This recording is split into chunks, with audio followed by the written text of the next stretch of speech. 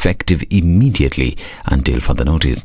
The reason behind Chiloba's suspension was not immediately announced. However, while speaking on Citizen TV not long after Chiloba's suspension, ICT-CS Edward Kisiangani stated that he had no knowledge of the development and that the Communications Authority Board has freedom to make its decision. He promised a comprehensive statement over the same. That docket is under me, and I'll give a comprehensive statement once they tell me the reasons for the action they have taken. They know what the law is, they look after the finances, and they are supposed to check how the resources we give them, the Communication Authority, are used. They make their own conclusions. They arrange to have their own board meetings, which they have been holding. So there are certain reports that we shall shortly get, because some things have been running for quite some time. Some things cannot take place overnight. The National Dialogue Committee has scheduled a series of meetings this week to hear options and opinions from various groups that applied to be included in the talks.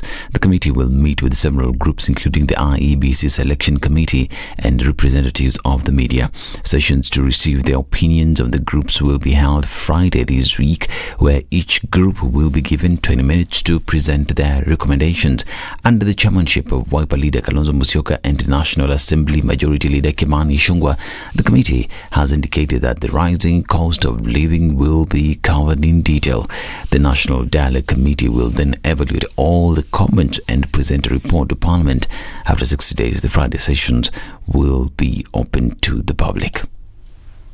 This Friday, 22nd of September, we shall be engaging with identified stakeholders, beginning with those who have already submitted their memoranda to be able to appear before this dialogue committee to give an exposition of their memoranda briefly, and we shall allocate each of the invited teams a maximum of 20 minutes to be able to give us an exposition of their memoranda. I will be dealing with this important matter of interim measures, which are also key, and they are confidence-building measures. And for example, the difficult issue of the high cost of living, we will deal with it as an interim measure. How do we look at it? So that, again, I know that there will be probably memoranda that we presented, but these are some of the issues on our side, for example, and we know that Kenya Kwanza have their list of interim measures. Former Mungiki leader Maina Njenga is now asking the government to guarantee his safety following his alleged abduction over the weekend. Njenga, who was granted 100,000 shillings bail in a case where he is charged with possession of crude weapons, has asked the court to issue an order to prevent police officers from harassing him. Njenga and his driver Felix Lakishe were reportedly released Sunday at around 10:15 p.m. in Limuru, Kiambu County, and then given fare by the kidnappers to have them return home.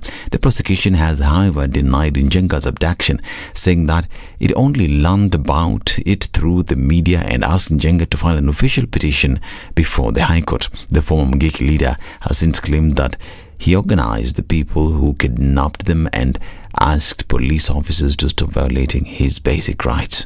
Sisi tulichagua serikali hii yetu ya Kenya tukufu na tumekuwa na serikali. Ningeuliza viongozi wote, hata rais mwenyewe, aangalie hii mambo inaendelea katika Kenya, kwa sababu haya mambo si mambo mazuri. Tunataka haki na haki itendeke kwa watu wote, kwa sababu watu wote walichagua serikali wakiwa na imani ya kwamba itawasaidia, lakini sasa inaonekana ya kwamba kuna shida. Mtu kama hana uhuru kwake nyumbani, akitembea maisha yake haiko sawa, kila wakati ni kufuatwa, kuulizwa maneno wa kesi iko kwa koti. Sasa hiyo haifai hata kidogo, na ndio maana nataka kuambia msiseme ati tujui wale walitushika, tunawajua sana. The case will be heard on December 3rd this year. Now, there is significant surge in searches related to artificial intelligence in Kenya, with Google indicating an unprecedented level of interest in the technology. Google attributes the surge in AI curiosity to the launch of its AI service bot. This is Newswire. I'm Dennis Aseto. Good morning.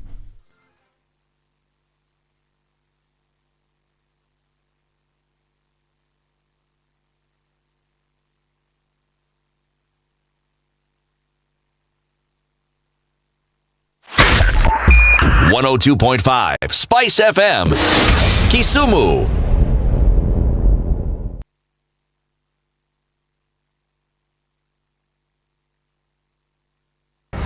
The following takes place from 6 a.m. to 10 a.m. every weekday on Spice FM. Congratulations. You've seen the hand of the Lord. Thank you very much. I've earned another title today this morning at Spice FM. Mama Justice, I don't mind it. Joel in Kericho. Salama sana Heri, habari ya asubuhi. Salama bwana, mambo namna gani? Salama kabisa bro. Mambo ya Inamoi kuliendaje? Mambo ya Inamoi, vile nilikwambia ndugu yangu, alienda asubuhi na ile gari ya kwanza. I must have missed it. So did I. Even if somebody was to render you irrelevant, there is still work you can do. Okay, sawa. I deserve to keep you accountable. You deserve to give me a report. You don't work for me. No, I don't work for you. You work for me. Do you like that Freudian slip? Lovely, isn't it? Thank you very much. The Situation Room. Good morning, and I love your show. Thank you. Having come from a Kikuyu radio background, I migrated to Spice because of the content. I was born in a slum, but somehow I got a break in life. So sometimes when you see the sweating coming out because of the passion and whatever it is, behind the noise, there are people. And we share the same umbilical cord. It shouldn't be like that. I am so disappointed. We used to tell Honorable Raila Amolo Odinga that he's doing politics of conmanship. And even President Uhuru Kenyatta, serikali hii ndio iko na conmanship ya hali ya juu. You cannot promise people that you reduce tax, then you double. In politics, there is the issue of trust. For you to turn around and then stab the same people who gave you that trust, there is no other level of dishonesty. Na hii mambo utaona dunia tu. The Situation Room, Kenya's biggest conversation. Thank you very much, Eric, and it's good to be at the Situation Room. Always a pleasure coming here. This is the most challenging interview panel in Kenya. You guys are very well informed, and as you can see, Charles today very philosophical. To be poor in this country is the greatest sin you can commit, not just from a legal perspective, but from life generally. It is very, very skewed.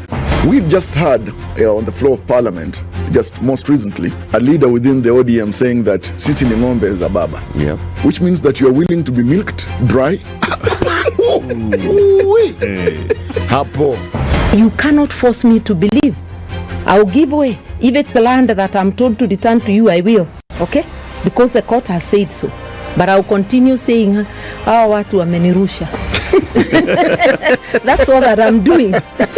The Situation Room, Kenya's biggest conversation. Good morning. It's Tuesday, and here we are getting into the morning. How are the roads looking like? Well, let's take a look and see what it is. A little bit of traffic starting on the thicker superhighway this morning coming into the city. Likely to build up later. It's probably going to be just so as we get closer to traffic hour. A little bit of movement coming out of Westlands, but the most of it this morning is on Uhuru Highway, a little bit on Jogo Road as you get towards Landis. We're going to keep an eye on how that opens up as we go closer to the traffic hour morning. Looks all right coming off of Langata Road for now. We're seeing a little bit of a build up on Magadi Road coming past the Multimedia University. We'll see some movement coming off of the thicker superhighway as well. For now, it doesn't look too bad, and it looks like we're starting Tuesday off right. Where are you this morning?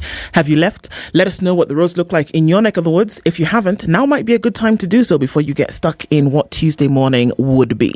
Spice FM KE on X. Let's know what's going on with you and keep things moving this Tuesday.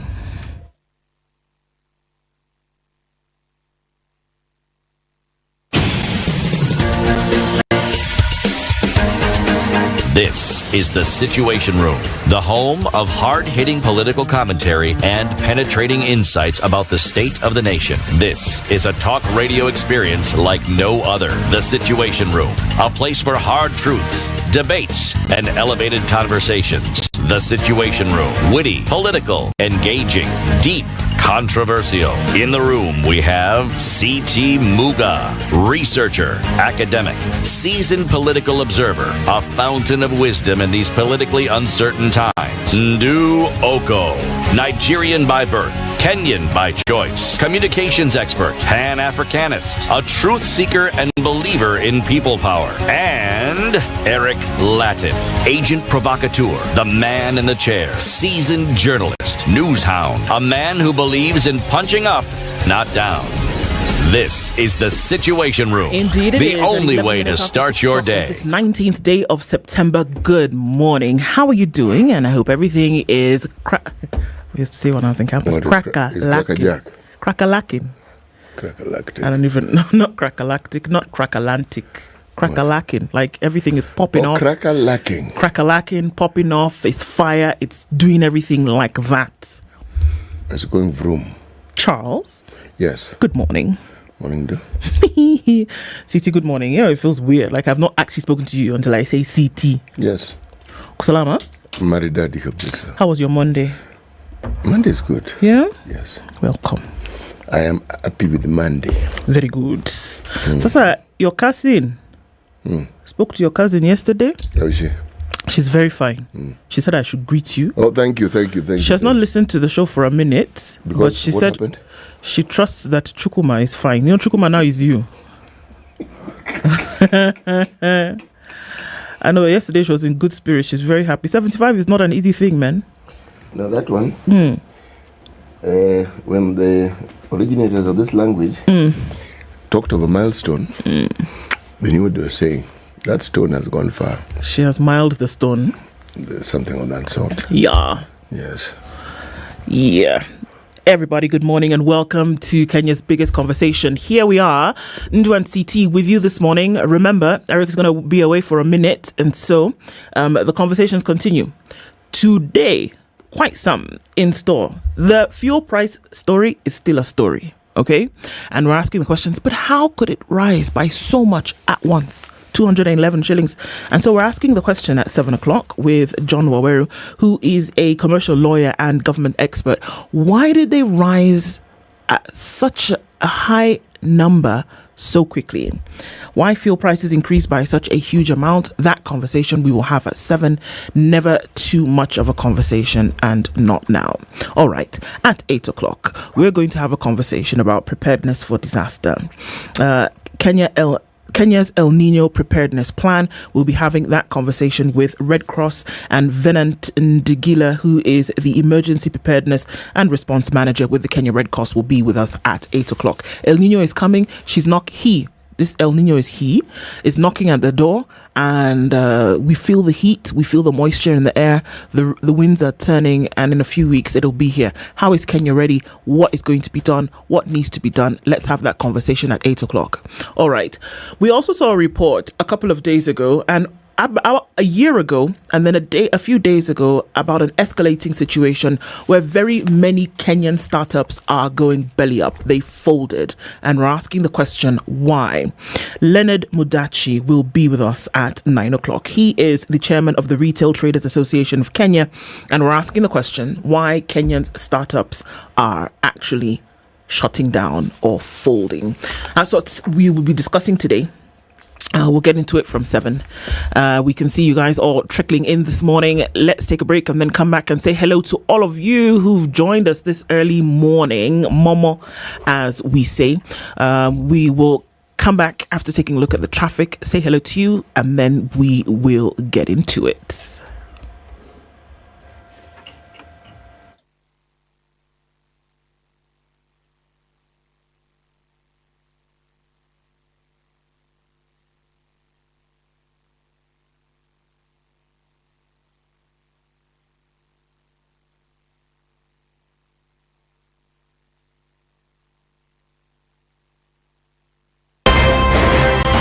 When you're impeached, you're impeached. When you're sentenced, you're sentenced. Madam Chief Justice. Until the sentence is set aside.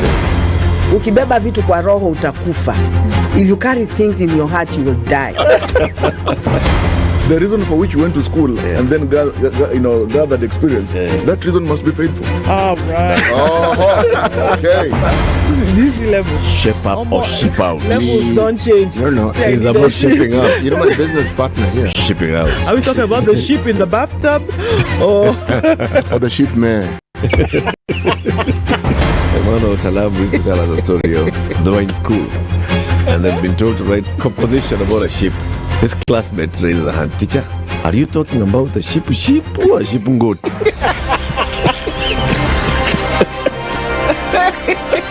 The Situation Room, Kenya's biggest conversation. Clear conditions at 15 in Nairobi. We'll see highs of 25 and lows of 14 today. It's partly cloudy at 14 in Nakuru. Highs of 26 and lows of 13. At 15, cloudy conditions in Nyeri. Highs of 25 and 24 will be the high in a clear Eldoret. At 14, coming down to lows of 13. It's partly cloudy at 24 in Mombasa. Highs of 30 and lows of 23. And we'll see highs of 30 and a mostly clear Malindi at 25. It's 19 and partly cloudy in Kisumu. Highs of 28 and lows of 19. And at 17, Kakamega is mostly clear, going to highs of 27 and lows of 16. 17 degrees and mostly cloudy conditions in Kampala. Highs of 25 and we'll see highs of 30 in a mostly clear Dar es Salaam at 23. It's 11 degrees and partly cloudy in Johannesburg, highs of 25 and lows of 11. And at 25, it's mostly cloudy in Lagos, going to highs of 30. 24 and mostly cloudy in Kinshasa with highs of 34. We'll see lows of 24. Looking into Beijing, Tuesday afternoon is mostly cloudy at 23. Highs of 27, and we'll see lows of 15. It's 13 and cloudy in Paris, and 14 and clear in London. 17 degrees and clear in New York Monday night. Coming into Tuesday, we'll see highs of 21 and lows of 14.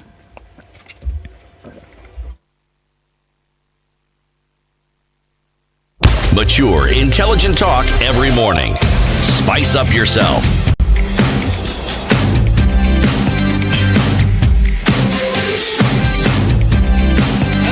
Mornings done right.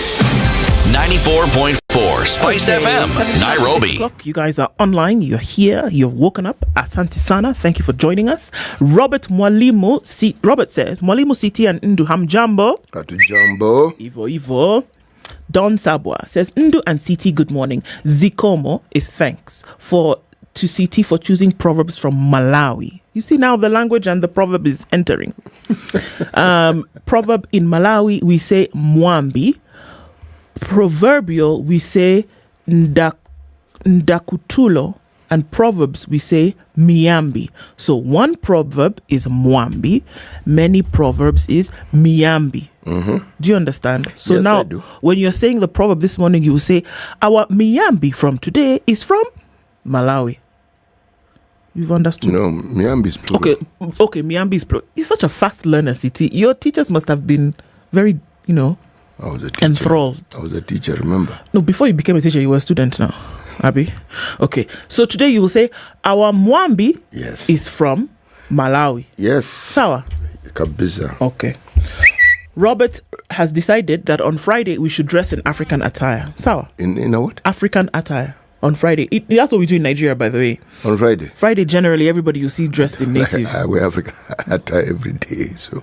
You say, that's okay for you, Sha. Okay. I know what Robert is trying to say, but we'll try and see how we can do it. Good morning, kings and queens. Kitengela is locked, says Ricardo. And Evans Nyangano says, good morning, tuning from Kajiado as well. Good morning, CT. Eric is not here. I feel physically sick. Seeing my country going to the dogs. Please bring this government to the hot seat for serious answers. Mukokwiri Dan this morning is an angry man. James Sekento says, good morning, tuned in from Kerara Pond. Zeke says, good morning. Okay. Deep State says, Ndu Jana Ulinilenga. Can you take this issue of acronyms seriously? It's not easy to understand when you can't ask them to spell the full names of acronyms. Iwinjo. Okay. So if somebody is, for example, from UN, you want us to say this person is from the United Nations. No problem. We'll do that. No problem. It's okay. Lehan says, good morning, Ndu and CT. A very good morning from Narok. Good morning to you. CT, today, the hug is yours. Pewa hug. Good morning. Ndu, come and see the new adventure around Lake Victoria and invest in fish cages here. Is that so? CT, there's a thing. Which one? That you can invest in fish cages around Lake Victoria. Not you can. People are already doing it. So that particular concept has proof coming out of its ears. It's but it's not like quail. It's like you not flood the market with quail eggs. Fish cages, and you can sell fish. Yes, Coco. Yes. Shouldn't be too bad. No, it isn't. The Duke of Boisanga says, good morning, people. Tuned in. Salimia watu wangu wa Boisanga hapa. Good morning, everybody. Carol Nyabura says, good morning, team. Anthony Onyango says, locked in from Borabu. Good morning. And Jeffrey Samburu says, maneno ni tatu. Ruto aende Sugoi ama jela ama bingunu. What? Why, Godfrey? Dismas Sambuya says, good morning. Yesterday's discussion about people living with disability, especially the deaf, was an eye-opener. Indeed, it was. One to watch. Okay, Harrison from Mbakasi says he has announced himself, and Harrison says, good morning. Thank you, Harrison. Good morning to you. Okay. Jagi Gitonga says, good morning. This Macarius from Mombasa, good morning. Have a good day. Alan Mwashi says, good morning from Eldoret. We see you. George Biketi is also here. And Evans Mongari says, good morning. Watching from the twin cities of Minneapolis and St. Paul in Minnesota. We see you guys. Karibuni sana. Thanks for joining us. Always lovely to have you here as we get into these conversations this morning. Okay. The Mwambi from Malawi. Yes, a piece of incense may be as large as the knee, but unless burnt, emits no fragrance. You got to apply. It could be many things, eh? It could be many, many things. You have to apply the fire to get the thing. In the absence of that fire, you will not get that fragrance. And maybe also for you, if you don't go through the fire as an individual, your real power or your real essence or your real flavor would not actually come out. No. N'est-ce pas? It's actually very Nespa. Yes. It's quite Nespa. Yes. I like this Mwambi today.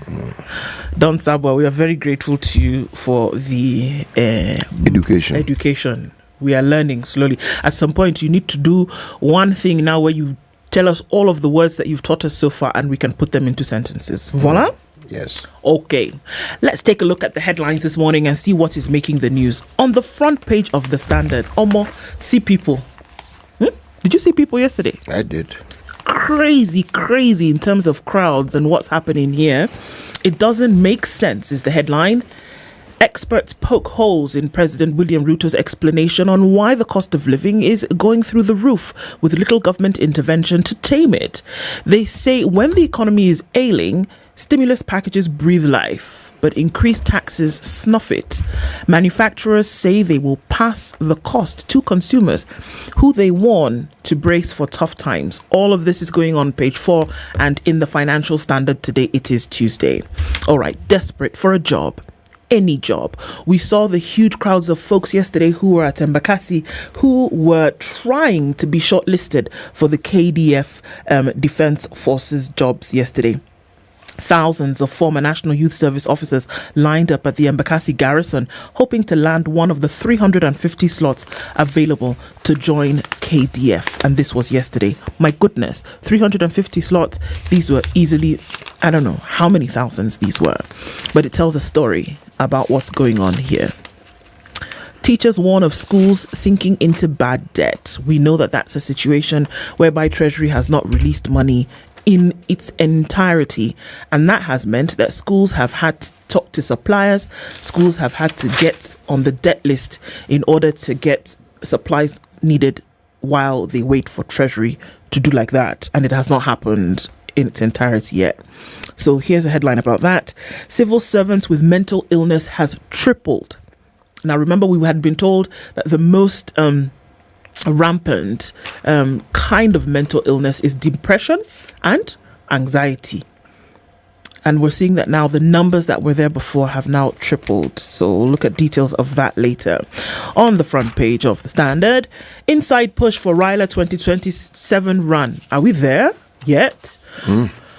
But the move is likely to cause an implosion in Azimio. According to this, a secret push is fast gaining momentum in ODM circles to have a primary, or rather party chief and Azimio leader Raila Odinga take a sixth stab at the presidency in 2027. Though he has not shown an interest, the opposition chief is said to be under pressure from some of his allies.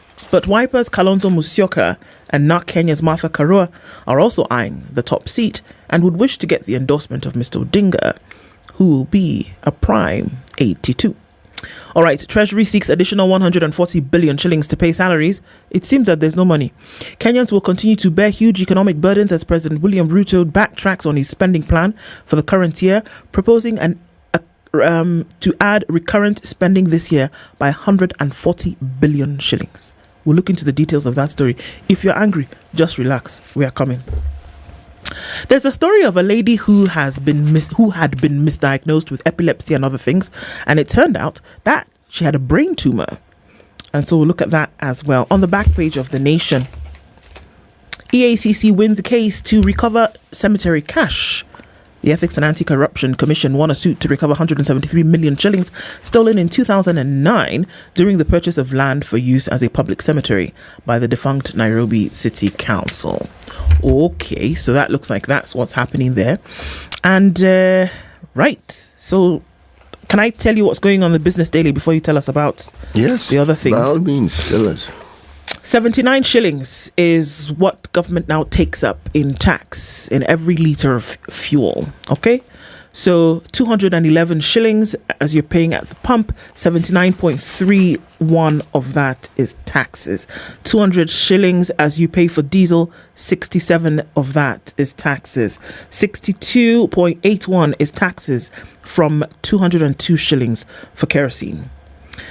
Ruto budget set to rise by 162 billion on spending carryover. We're looking at that. And tax transparency is critical amid public scrutiny awareness. That's an opinion on taxation on the back page of the Business Daily. All right, we'll be looking at those stories in detail. CT, tell us what you've got. In the Star, top right-hand corner, in Till Green, bipartisan talks approve radical surgery of electoral agency. This isn't new. These things have been proposed before. But page 6 will tell us why this one is different, if indeed it is different. Okay. Right. Then, some of the smaller headlines. Acting KEMSA CEO Andrew Mulwa is in the news. He says, Mom berated me for taking KEMSA job. Mom, his mom. His mom, not someone else's, not auntie, mom. I'm up to the task. It says, when he was named acting CEO in May 2023, some of his family members and friends were not amused. His mother berated him, asking why he was courting trouble. Wait. Yep. His explanation that he never applied for the job did not appease her. KEMS had lost billions of public funds through overpriced COVID-19 supplies. Yes, that's what we know. Green mobility. Why you might not drive your old car on city roads. Yes, the race for greener mobility in Nairobi could pick significant pace shortly if a motion before the city's assembly is adopted and enforced by the Governor Johnson Sakaja's administration. The motion is calling for a ban on all vehicles and motorbikes that emit fumes and smoke. They all emit fumes and smoke unless they're electrical vehicles, for heaven's sake. So what is he going to do? There's not much you can do, even if you wanted to. This was attempted before. There was a time when the late Charles Njonjo was Minister for Constitutional Affairs, and he tried this same thing on lorries, diesel-powered lorries. It soon became apparent that literally every lorry on the road was going to have to be stopped. Yeah. And that edict, slowly but very quietly. But he was ahead of his time, though, because he understood the danger of those fumes. He understood it. Danger to the environment, danger to individuals. He understood it. Got it. Yes. So, but in those days, a catalytic converter hadn't come into being. This was the precursor to everything that we're seeing electric, where you have this little gadget in your vehicle that limits the amount of emission that is in the air. Yes, but that's history. Now we're in the present. Johnson Sakaja's government is trying to see how this can work. This should be interesting. It will be interesting to watch. Yes. That's for sure. Anguish. Cops decline, comment pending receipt of IMLU report. Police torture victims allege heinous abuse. Interior, CS Kindiki denies any claims of extrajudicial action by police. Sorry? Yeah, my thoughts exactly. Interior CS Kindiki denies any claims of extrajudicial action by police. Oh, wow. Okay. You know, when one is CS, I'm sure he has his own set of advisors, but it would help tremendously. It would. If they took this mental health issue a little more seriously with our disciplined forces. It is getting out of control. When you see people behaving the way some of the members of our disciplined forces behave, it is because they're not okay. That's why they're behaving the way they are. I don't think anybody just wakes up in the morning and decides, well, I'm going to behave a certain way just because I haven't got anything to do. No. Yeah. There's some buttons being pressed there that even they have no control over. Anyway, that is his view. Have you looked at the Business Daily? Yes, sir, I did. You did? Nation? Were you here? I was here. These headlines are similar. They are. Do you look? Nation? I did. Star? Standard? Standard, I did. You just did the Star. Yes, I know. Okay. Standard. Okay, East African. Okay, let's do the East African. Just, why not? Why not? Since we're here and we are in East Africa, East Africa braces for war on terror as ATMIS exists. This is the African mission to Somalia leaves. The troops are carrying with them continual burden of... Continental would work. Yes. Fighting Al-Shabaab terror activities across the region. So, yep. Now this should introduce, should we say, new issues? It would. New matters? It would. Yep. Let's take a break, look at traffic, right? And then we come back and look at these stories in detail. It's 28 minutes to 7 o'clock. Coming back and taking an in-depth look into some of the stories that are making headlines this morning.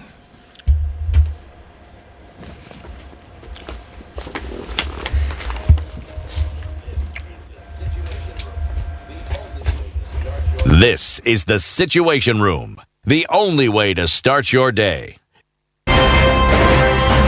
Good morning, and I love your show. Thank you. Having come from a Kikuyu radio background, I migrated to Spice because of the content.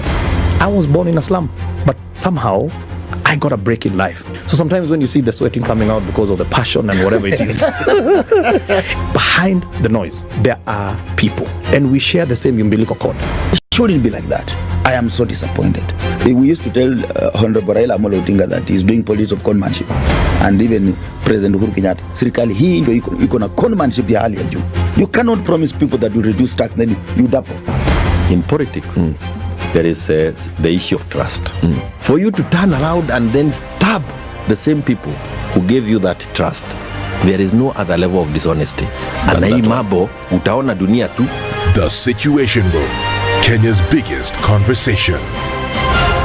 Okay, coming around to a few minutes after 6:30 is when we see traffic is building up on the Thika Superhighway coming in towards the Pangani Underpass, and Kiambu Road as well is going to be giving off some of that movement as we get into the sunnier part of the morning. All right, also coming off Jogo Road is starting to build up. We're seeing some movement on Landis, but nothing too crazy at the moment. It looks good coming off Mombasa Road as you're getting out to Cabanas and then towards North Airport Road, out towards the Eastern Bypass. We see that movement, and we're going to see it build up. If you have not left that area, might want to wait it out a bit, or actually leave now, and then you should be fine. Coming in from Mlolongo Syokimau out towards Mombasa Road, all the way through towards Capital Centre. You're fine until you get to that junction at the Nyeri Stadium roundabout. It's going to slow you down just a tad, but nothing too worrying right now. It's easing and flowing on Langata Road. Once again, it's something to watch this morning. Let's know what's going on where you are this morning. Let's talk on Spice FM, KE on X.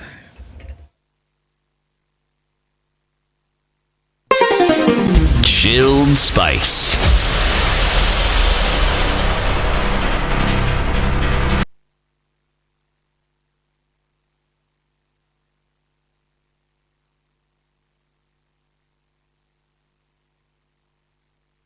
Mature, intelligent talk every morning. Spice up yourself. Okay. Let's look at this story about KBS. Yesterday, we saw the hordes of people, thousands of people, of National Youth Service graduates. Now, these were graduates for the National Youth Service. They gathered for the Kenya Defence Force recruitment at the Embakasi garrison in Nairobi yesterday. Many of them travelled from various distant locations. They were disappointed to find that they were not selected for military service. Some had spent the night at the centre hoping to be accepted but were not fortunate. Faith Jabet, one of those candidates, said she was frustrated, and she said despite meeting all the requirements, she was surprised to be disqualified. To be eligible, this is what needed to happen. You needed to have been a former NYS trainee, you needed to possess a certificate of good conduct, and then you needed to have had the necessary educational documents. So initially the qualifying grade was D in the Kenya Certificate of Secondary Education exam, but when they arrived here, they said, okay, it's D+, trying to weed out some folks. And she said, that's just not fair. She alleged that some individuals were disqualified due to having brown teeth and body scars, which they had acquired during the NYS paramilitary training. So we were trained, and that's how I got into the state, and then you're going to disqualify me on that basis. Again, not fair. She said the government should take our paramilitary training scars into consideration. They should not disqualify us from becoming KDF officers. The trainees also requested the military to prioritize individuals who are approaching the age of 30. The age limit for joining KDF for recruits at the NYS is 29. Some of them said they had been attempting to join the military for the past 9 years. So imagine the hordes of people who were at the garrison yesterday, and at the end of it all, they only needed 350. Now, all of the people, one would assume, that went to the garrison yesterday are former NYS trainees, because that was the primary requirement. And it goes to show the state of unemployment, number one, and ask yourself the question, what can really be done about this? Many people, the majority of the people were turned away yesterday. They only needed 350. Thousands of people came and went with nothing. City. Yes, please. Those numbers tell not just an interesting story, but a fairly daunting one, because one, it tells you that young people want to work. The opportunity is what has not presented itself. Now, where real changes come about when it comes to things like employment, it should be in education. If you have an education system that prepares people to understand the need to create jobs as opposed to looking for one, the CBC, if you look at it, and if it were implemented fully, would actually help in achieving that very same thing. Because up until the CBC, the 844 attempted it briefly, but our education system prepares you to be employed, not to think of creating, where the school curriculum actually forces you to even begin projects while you're in school, hopefully, and you're not marked on that you've created it, but it's viability, so that by the time you're graduating, it's a business concept that you can actually carry on and implement even after you left school. But again, like with very many things that are important, there's a hell of a lot of talk about it, but not very much is done to make it a reality. And look at the people who came out for KDF jobs yesterday, 350. Those are people who were qualified according to the recommendations that had been set out. How many more people in other areas are jobless? And if they were just given one opportunity, would also rush in the same manner? They would. How many other people? They would. Those are the flags that are waving at us right now. So what happens when such a person or such people, and remember, they represent very many others who are not there and who are not able to be there. So what happens when such a person who is despondent and has been disappointed, what do you think they do with their lives? They wake up in the morning and there isn't much that they can do. What do you think becomes of such a person? That's it. Or what happens to their mind?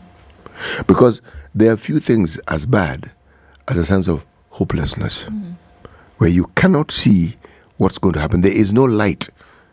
It's just one very dark tunnel. And it doesn't seem to be even the slimmest of possibilities that there's going to be light. And this number of individuals in this country, this number of our citizens are actually growing every single day. Yeah. Right. Yeah, tells your story. Let me talk about this story on page 4 and 5. Okay. Police torture victims allege heinous abuse.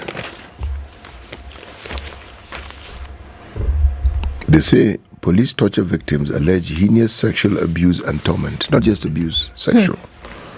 Eunice Adhiambo, he was throwing stones at us and running. Now it is our turn to show him that we are in government and you people are not. Yes. This one, well, this is a comment that was made. I'm going to read something and I want you to understand. This is a bit graphic, but it is quoting someone who was terrorized by police in Mathare. Okay?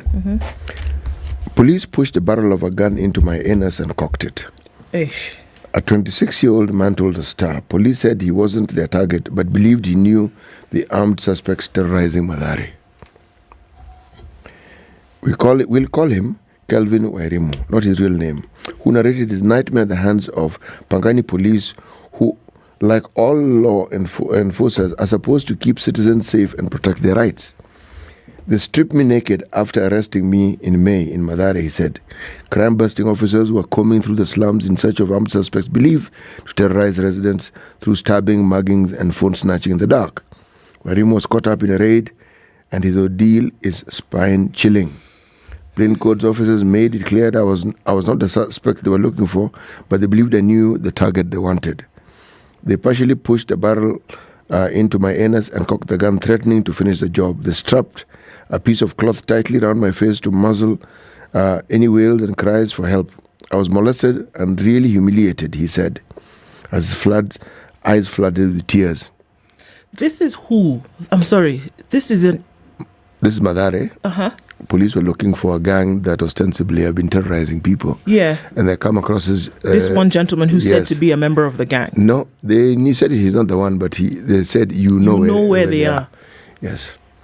So this was their method of persuasion. Good heavens. Yes. I am not going to go into more details because these details are a bit harrowing, to say the very, very least. Okay? Horror tales of men tortured by police. 482 total number of torture and related violations recorded by IMLO. 351 cases were of torture in inhuman, degrading treatment or punishment. 128 cases were extrajudicial executions. 3 were forced disappearances. Men between age 18 and 35 accounted for 314 of these cases. Under 18 comprised of 44 cases. 36 to 65 years constituted 121 of these cases. Men victims were 415, women were 67. So, but our Minister for Interior denies any claims of extrajudicial I'm sorry? actions by police, yes. Just from the details that you're giving, nobody's going to make that up. Not only that, and this is one story. Yeah, this is one story. And nobody's going to make up something like that with the intrinsic details like that unless they remember it. It's very, one could say that you have a very colorful imagination, but such a harrowing thing you do not make up. You see, the point I was making is primarily this, that when you find people who are at ease or appear to be at ease in inflicting this amount of pain on another human being, that person are themselves tortured. The person who's inflicting the pain, yes, absolutely. Yes. It's either they have sociopathic tendencies, okay, some psychopathic tendencies, or they've had so much trauma inflicted on them that their whole sense of values is completely warped. Yes. And they don't know how to deal. And this is it. They see no harm in them inflicting any sort of horror. And it actually reflects the horrors that they are feeling. You know, you're right, CT. I watched this thing over the weekend. Yes. It's like a documentary kind of about rehabilitated folks from Nairobi streets who used to be gang members, used to be thugs, robbers, all kinds of things. And they saw some really terrible things. But one of the men spoke of the manner in which they were initiated into this crime, and it was clear to them that one thing that needed to happen is that you needed to be bereft of your senses completely. You could not be emotional, because the minute you're emotional, you cannot carry out this crime. Okay, so I'm likening it to the same. And unfortunately, for a lot of men, sodomy was a thing. Is a thing. And what that does is that it removes the man spoke and he said it breaks you completely. Yes. So by the time you're going to commit these crimes, you have no feeling whatsoever. No. Because you ask yourself, how could you do something like that? And that's it. That's how you can, because they have removed the emotional, the conscience from you completely. So what you're saying is true, that we talk about these extrajudicial killings, or we talk about this behavior having been meted out on individuals. The person who is doing it has a problem. They do have a problem. They do. But an even bigger problem are the people high up in leadership who have gone into this cocoon of denial. It's happening. There's evidence that it's happening. IMLU didn't just wake up and come up with figures. It's something they've been following up for the longest time, and it's not the first time that they're presenting such issues to us. Now, it is true that you cannot just believe everything that you're told without verifying it yourself. But the focus, in my opinion, ought to be, please ensure that you put in place a program that looks into the mental welfare of those who are in our disciplined forces. It's absolutely necessary. It is. Because if that doesn't exist, they're a danger to themselves and to the public, the very public they're supposed to protect. They are a serious danger. This really needs to be looked into, because it's courting disaster. It is courting disaster. Yeah. You've heard me say on many occasions that you look at the pigsties that the police live in. You look at just the degraded circumstances that they exist, and then you wonder why they have the attitude they do. I don't. It's not surprising. No. So you almost then move to the second level of thinking and you say, wait, is there some clever person who's done this deliberately? Because they know that they are fermenting all this in an environment that is guaranteed to provide the sort of situation that we're describing. Is that what we're seeing here? People who simply, it's like you are in an assembly line. Yeah. Knowing that if we put them in this sort of environment, this is what we'll get out. Exactly. This sort of person, when unleashed to the unsuspecting public, will meet all manner of horrors. But the reason is because they themselves have been subjected to these horrors. This horror. And many of them don't even think or know that they've been subjected. It needs to be looked into. It cannot be swept under the carpet, and we cannot pretend that it doesn't happen. You know, it can't. It goes even further. When you look at something that has become a national pastime, it's like a national hobby that people are rushing to acquire, where it is normalized for you to expect to be bribed for doing your work. You actually expect. And the person who doesn't meet your expectation is the one who is wrong. Now, how convoluted must one be? Now, do you really think that this person is actually in their right mind? No, of course not. Come on. They think they are, but the very values that you're brought up with, you've subverted them completely. And that is supposed to be okay. No. It actually isn't okay.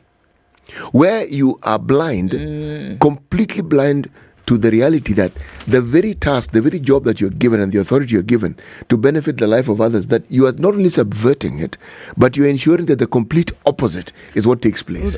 But look anywhere you want to look. If you want to look at the war that took place in Sierra Leone, where they were using child soldiers, what did they do? Yes, exactly. They had to make sure that these children, at the point whereby they were ripe for development, is when they now turned over. It was almost as though they had a social lobotomy, and they turned over anything that would make sense in terms of right thinking, moralistic view, etc., and then they made sure that they kept them in that state with giving them drugs.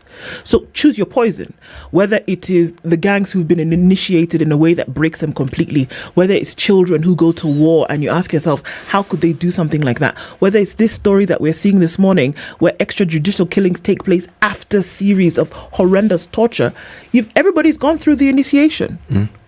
And if you think that you're going to be able to function normally with a service that's supposed to take care of people with people who are not functioning normally, it is not possible. And if it is not looked at, again, it is a disaster. It's not a matter of if, it's a matter of when the thing is going to blow up. So you can sweep it under the carpet as much as you like, or you can decide that you're going to have the difficult discussion, conversation, action, implementation, and deal with the damn thing, or it's all going to blow up. And that's the truth. It will blow up.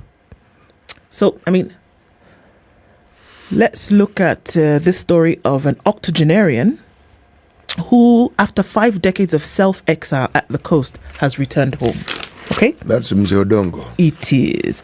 Jackson Odongo was at only 30 when he left his house in his ancestral home in Riwa Village in Homa Bay County in 1972. I don't know what the world looked like in 1972. For 50 years, his family knew nothing about his whereabouts until last Thursday when he showed up at his home, aged 81. Okay. He discovered that all his property, including a piece of land he had inherited from his parents, had been taken away by some of his kin who assumed he was dead. He said his reason for disappearing for 51 years was to escape from family disputes. Okay. Odongo, whom villagers had nicknamed Osir Komolo, said he was in Mombasa the entire period his family was looking for him, and he said he lived in a house owned by a foreigner. He also went on to say that he worked as a caretaker and he was comfortable living in Mombasa rather than being at home in Homa Bay. Nobody aged 60 and below could recognize him in the village. West Kanyanda Chief Kenneth Achieng had to consult elders from when the stranger knocked on his office door asking for help to locate his ancestral home. So he said one of the reason why I left is because you people, your wala is too much, and said I'm going somewhere else, and went and took up residence in Mombasa for 51 years, but he's come home. And people welcomed him in Homa Bay County yesterday. They, had a big welcome, dancing and things, and said they were happy to have him home. It's interesting that he decided after all this time that the family disputes had now come to an end and he could come home. But it's very interesting that he's done it at this time, and you never know what's going to happen next. It's an interesting thing to look at. It's amazing, isn't it? It is. Yes. At least this is one person who disappeared and was found. Yeah. Now imagine a situation where you're looking for someone who disappeared and remained disappeared. So there's a story of this relative who disappeared and no one knows. Now here is someone who has returned. Now the interesting story is, what has he been doing all these years? Oh, he's been a caretaker in Mombasa. He did not want drama.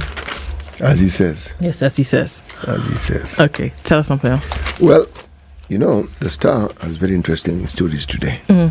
Extremely interesting. But let me look at one political story. The political gaffes that have dogged President Ruto team. Okay? What started as a blunder by a few CSS is now becoming a pattern and slowly spreading to the entire executive, putting Kenya Kwanza administration on the receiving end.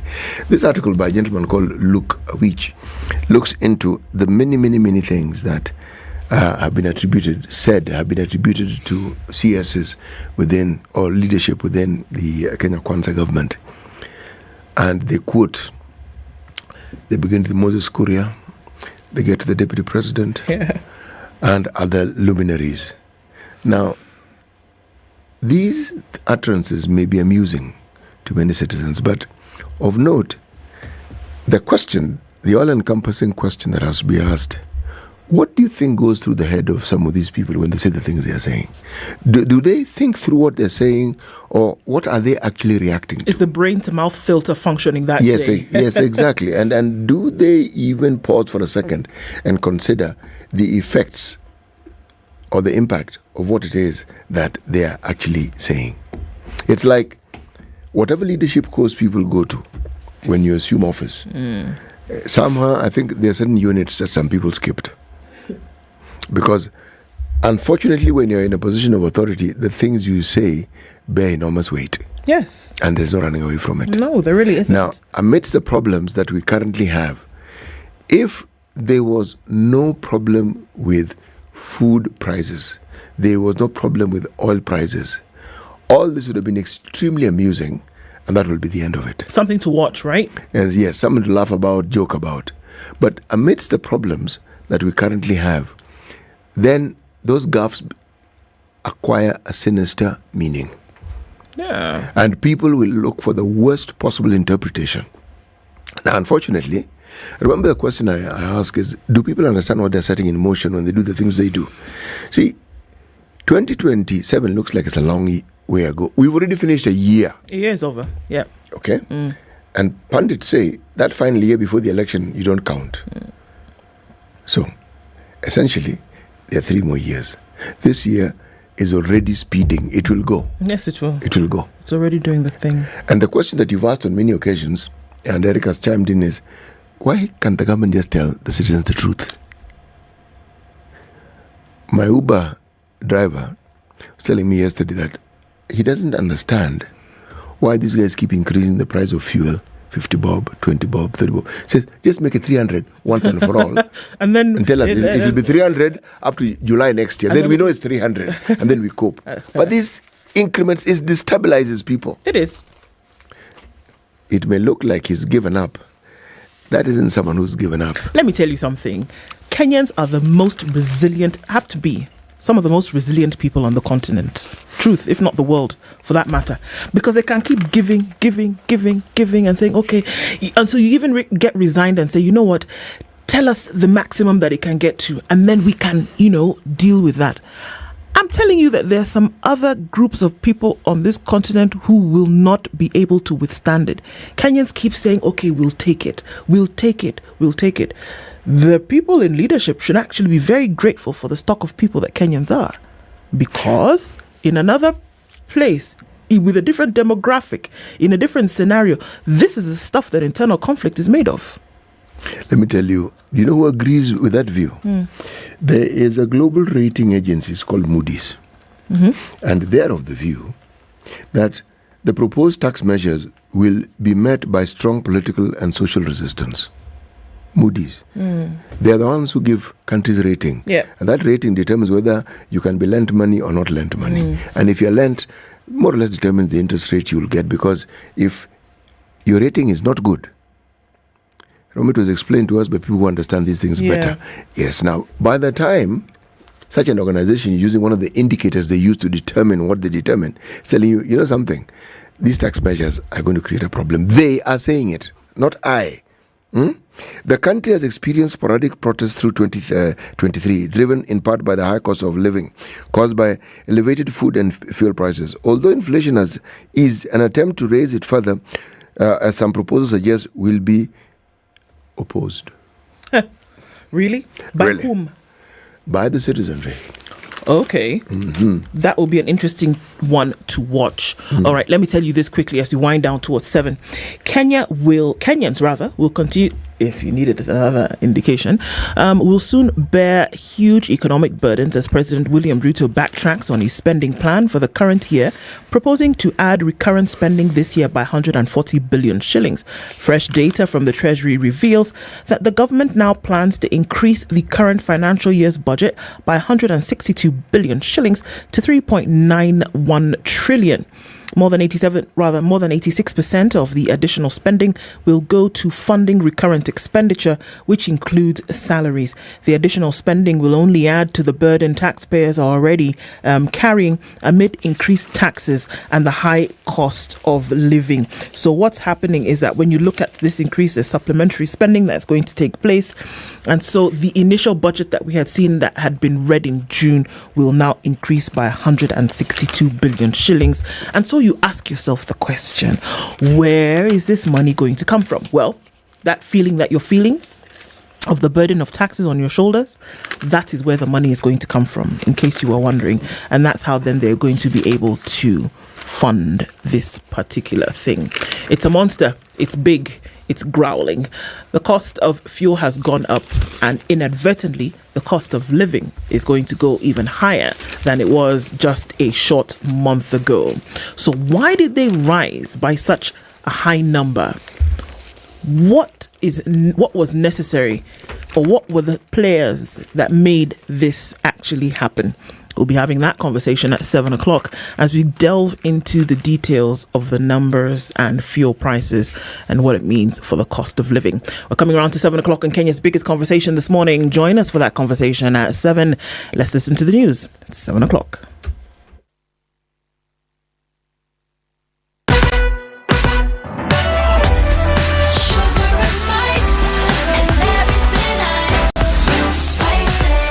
Spice up your life.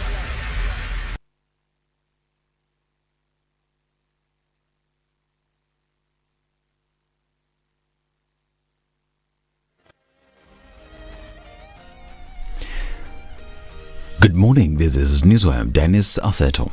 A fresh application has been filed in court seeking orders to detain controversial preacher Paul Mackenzie and his co-suspects for 6 months. Assistant Director of Public Prosecutions Yami Yamina submitted before Senior Principal Magistrate Yusuf Shikanda that detectives need more time to enable to conclude investigations into the Shakahola massacre.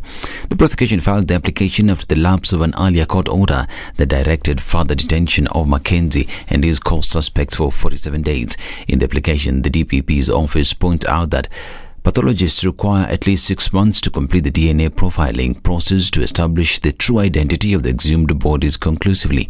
The application, supported by an affidavit from Chief Inspector Raphael Wanjohi, reveals that DNA profiling of 429 bodies exhumed from the Shakahola forest is delicate, expensive, hard, and time-consuming. The government has continued to distance itself from the rise in fuel prices in the country despite a push from Kenyans and opposition leaders urging the government to control the cost of living. Speaking in Laikipia County, Trade and Industry Cabinet Secretary Moses Kuria insisted that the government does not have the ability to reduce price of fuel. Kuria also claims that the most effective way for the government to deal with the rising cost of living is to create more job opportunities by reviving local industries. Now, a candidate of Sitatunga High School by the name Veronica Atieno may not take this year's Form 4 examination due to disability allegedly caused by one of the teachers when punishing her in April this year. Atieno, who lives with her grandmother, says the teacher hit her with a stick on the back of her head, near the spine and hands, causing nerve damage. Tulitizwa pesa ya remedial, nikapiga simu nyumbani, pesa ikatumanishwa hapa nyumbani, wakapatia mtu aniletee shule, akakosa watchman kwa gate, akanipatilia pesa kwa gate hapo juu, then akangoa droppers kwa fence, akaanza kunichapa, nataka kumwelezea anakataa. Alikuwa ananichapa, alikuwa anagonga kila mahali, akanigonga kwa mgongo hivi hapo karibu na uti, akapiga mkono huku hivi, yote ilikuwa tu maalama. Tumepiga MRI, ripoti inaonyesha tu hapa kwa shingo kuna mahali nafsi ziliumizwa kwa shingo, hapa kuna venye imefura, afu iko na shimo. She feels that her dream has been cut short by the teacher given that she can no longer write. Principal mgeni mwenye amekuja juzi huyu alifika tu immediately akapata report kuna mwanafunzi aliumia shule, akachukua hatua sasa, akaniita kwa ofisi, hivyo ndio akaanza matibabu yangu. Then akaambia mwalimu anipeleke niende nifanyiwe x-ray ndio ajue shida ni nini. Kufika kwa x-ray tena hataki mimi nieleze, akaeleza mwenyewe kuna haiwezi inuka, iko tu hivi chini, hadi kukula nitainama chini ndio nikule, na hivyo tena imefika mahali sasa kidole kakunjana, nikulishwa nafanyiwa tu kila kitu. Nilikuwa nimetarajia kufanya mtihani, hasa hivi tu mtihani itanipita, yani kari yangu nimeona tu imeharibika tu kabisa. Her grandmother Jane Ochieng and neighbors have said that the candidate has been in good health since she was born and that the need for the Teacher Service Commission, the Ministry of Education and the DCI to intervene by conducting a thorough investigation so that the candidate can get justice. Jina yangu ni Jane Ochia. Na kweli kama ningelijua hii ndio mambo ya kupika mtoto ya mtoto yangu, apara laki hivi na mtihani imefika. Mtoto yangu afanyi mtihani, huyu analala misira lingi. Daka 5 napendua, daka 5 napendua. Tunamsafisha, tunafanya kila kitu. Hakuna mtu ya kunisaidia. Mimi mwenyewe nausa nakimbia hospitali. Mtihani hii atafanya. Serikali ingilie kati inisaidie. Naitwa Wycliffe Wambi. Mwanafunzi alikuwa na afya kabisa, haja kuwa na matatizo yoyote. Naitwa Julius Mureke. Tunapeleka watoto wetu wasome na sio wazulumiwa. Hata kama tuna kitu walikuwa wanaitisha, hawangepiga mtoto afikie kiwango hii. Ni uchungu. The head teacher at the school, Evans Nyakundi, said it is sad that she will not take the KCSE exams this year. Veronica was admitted January 2020 in Form 1. She was normal according to the medical report. Veronica was beaten by her teacher who found her talking to a stranger over the fence. I'm wondering where I can get involved in such a nasty thing. Kuwekewa eti nataka kuvuta madam kazi. Mvute kazi ni vaini. What I want is justice about this kid. Na huyu mtoto honestly sincerely mtihani hata andika.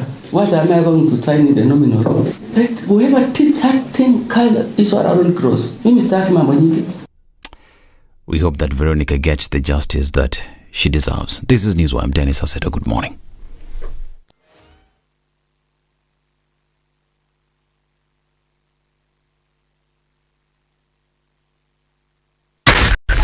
Spice FM, Nakuru.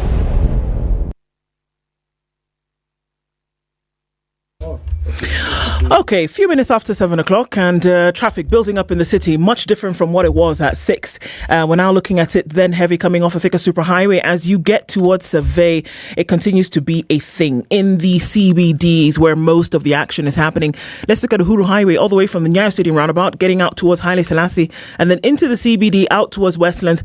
There's some movement coming out of Westlands, so we're going to keep an eye on this one. And Gong Road is also busy as you get to that City Mortuary roundabout and then into the city, joining Haile Selassie and everything that's going out towards Kamkunji at the roundabout. There's incoming traffic from Landis as well, coming through towards Kamkunji, and all of this is coming off of Jogo Road. It's busy, folks. We're also looking at traffic on the Eastern Bypass, feeding in from Cabanas through to North Airport Road, out towards the Roiru Junction. So that's all happening, I beg your pardon, the Ruai Junction. And so that's all happening right about now. Keeping an eye on all of this as we get into Tuesday. We're trying to keep things moving this morning. Let us know what's going on where you are. We can let folks know that it's a good route to use or one to avoid. Spice FM KE on X.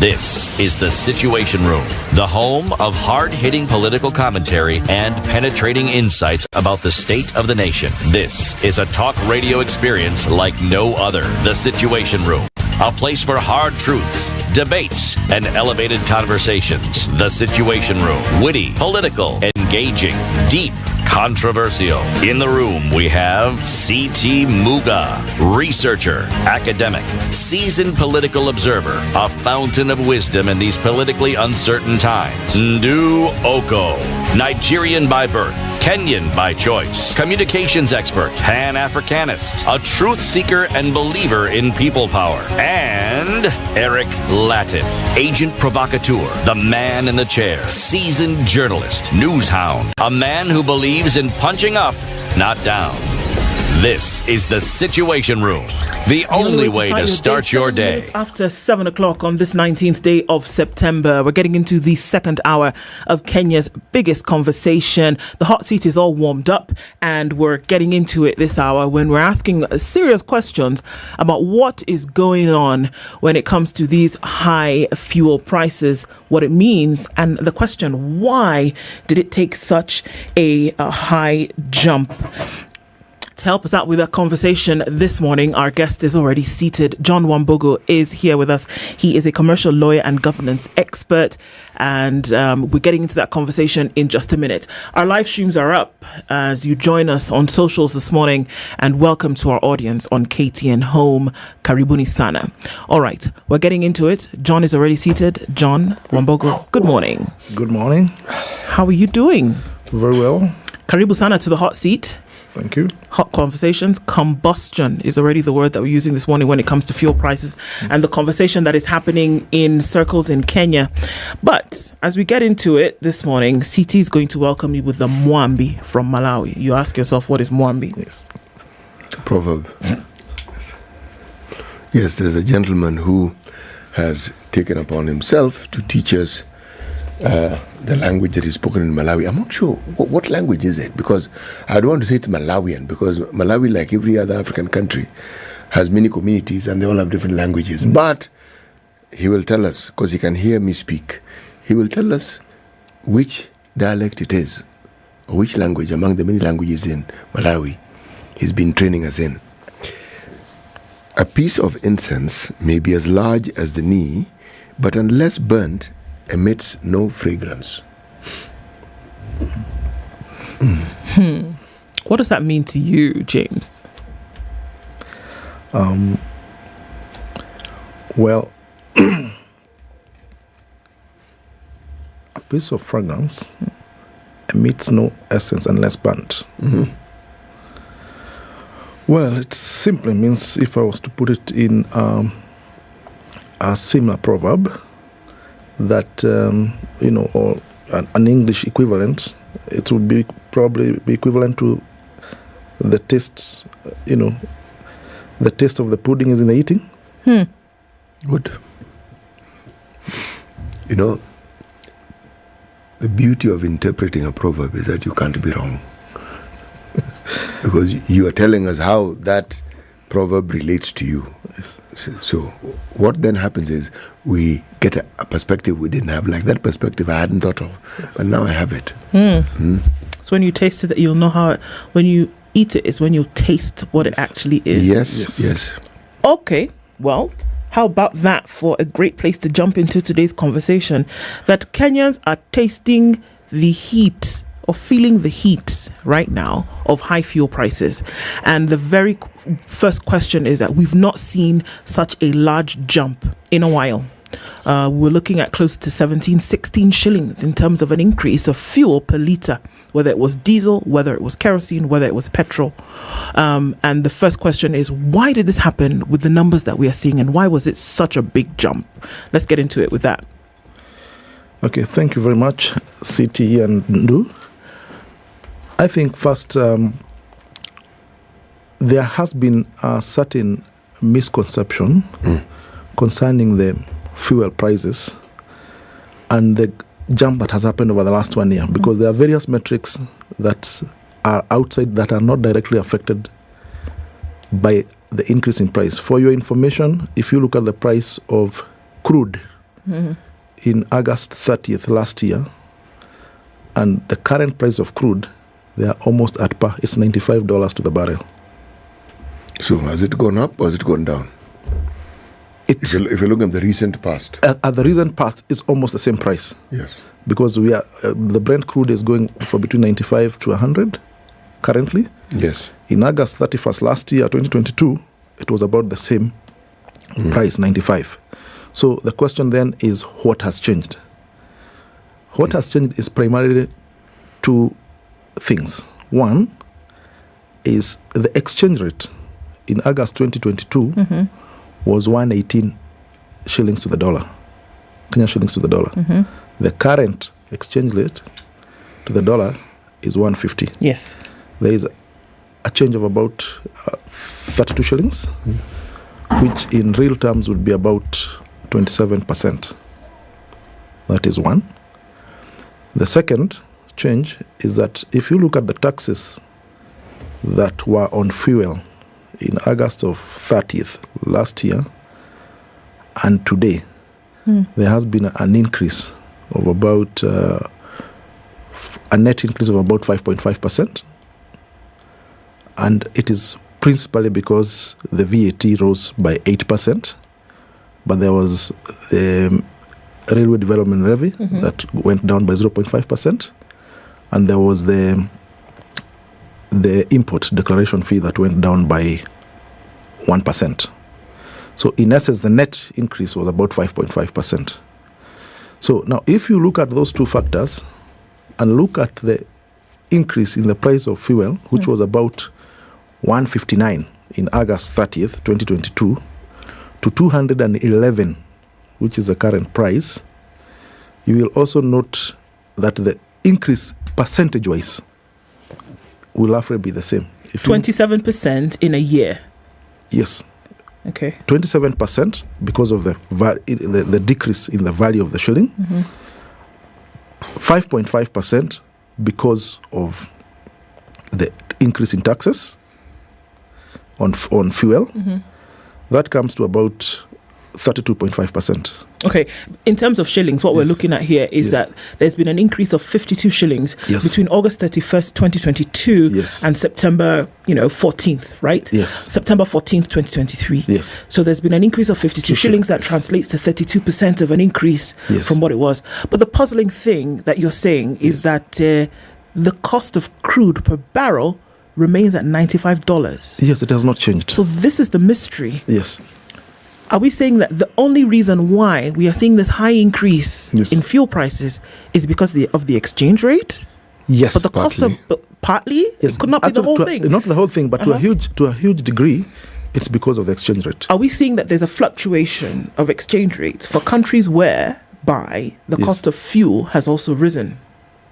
Because the narrative that's being spun at the moment is that crude prices have gone up around the world. We've established that not really, at least not for 12 months. Yes, it's not, Okay? But we also know that fuel prices have increased country to country around the globe. Yes. What could be the reason why we see this simultaneous increase of fuel prices worldwide? Yes. Yet they don't have an exchange or currency exchange issue in the manner and form that Kenya has. Now, first, countries, based on their priorities regarding the taxes on fuel, will have different varying fuel prices. And I'll give you an example. In the East African region, Kenya has more expensive fuel compared to Uganda, Rwanda, Tanzania, and Ethiopia. Why? Because our neighboring countries have less taxes. Theirs it's purely a case of having less taxes on fuel. Ethiopia has almost zero taxes on fuel, and their fuel happens to be the cheapest. If you go to countries, some oil-producing countries in Africa, I'll give you a good example, Libya, Nigeria, their price, they rank at the bottom in terms of their price is the lowest. Why? Because they produce it.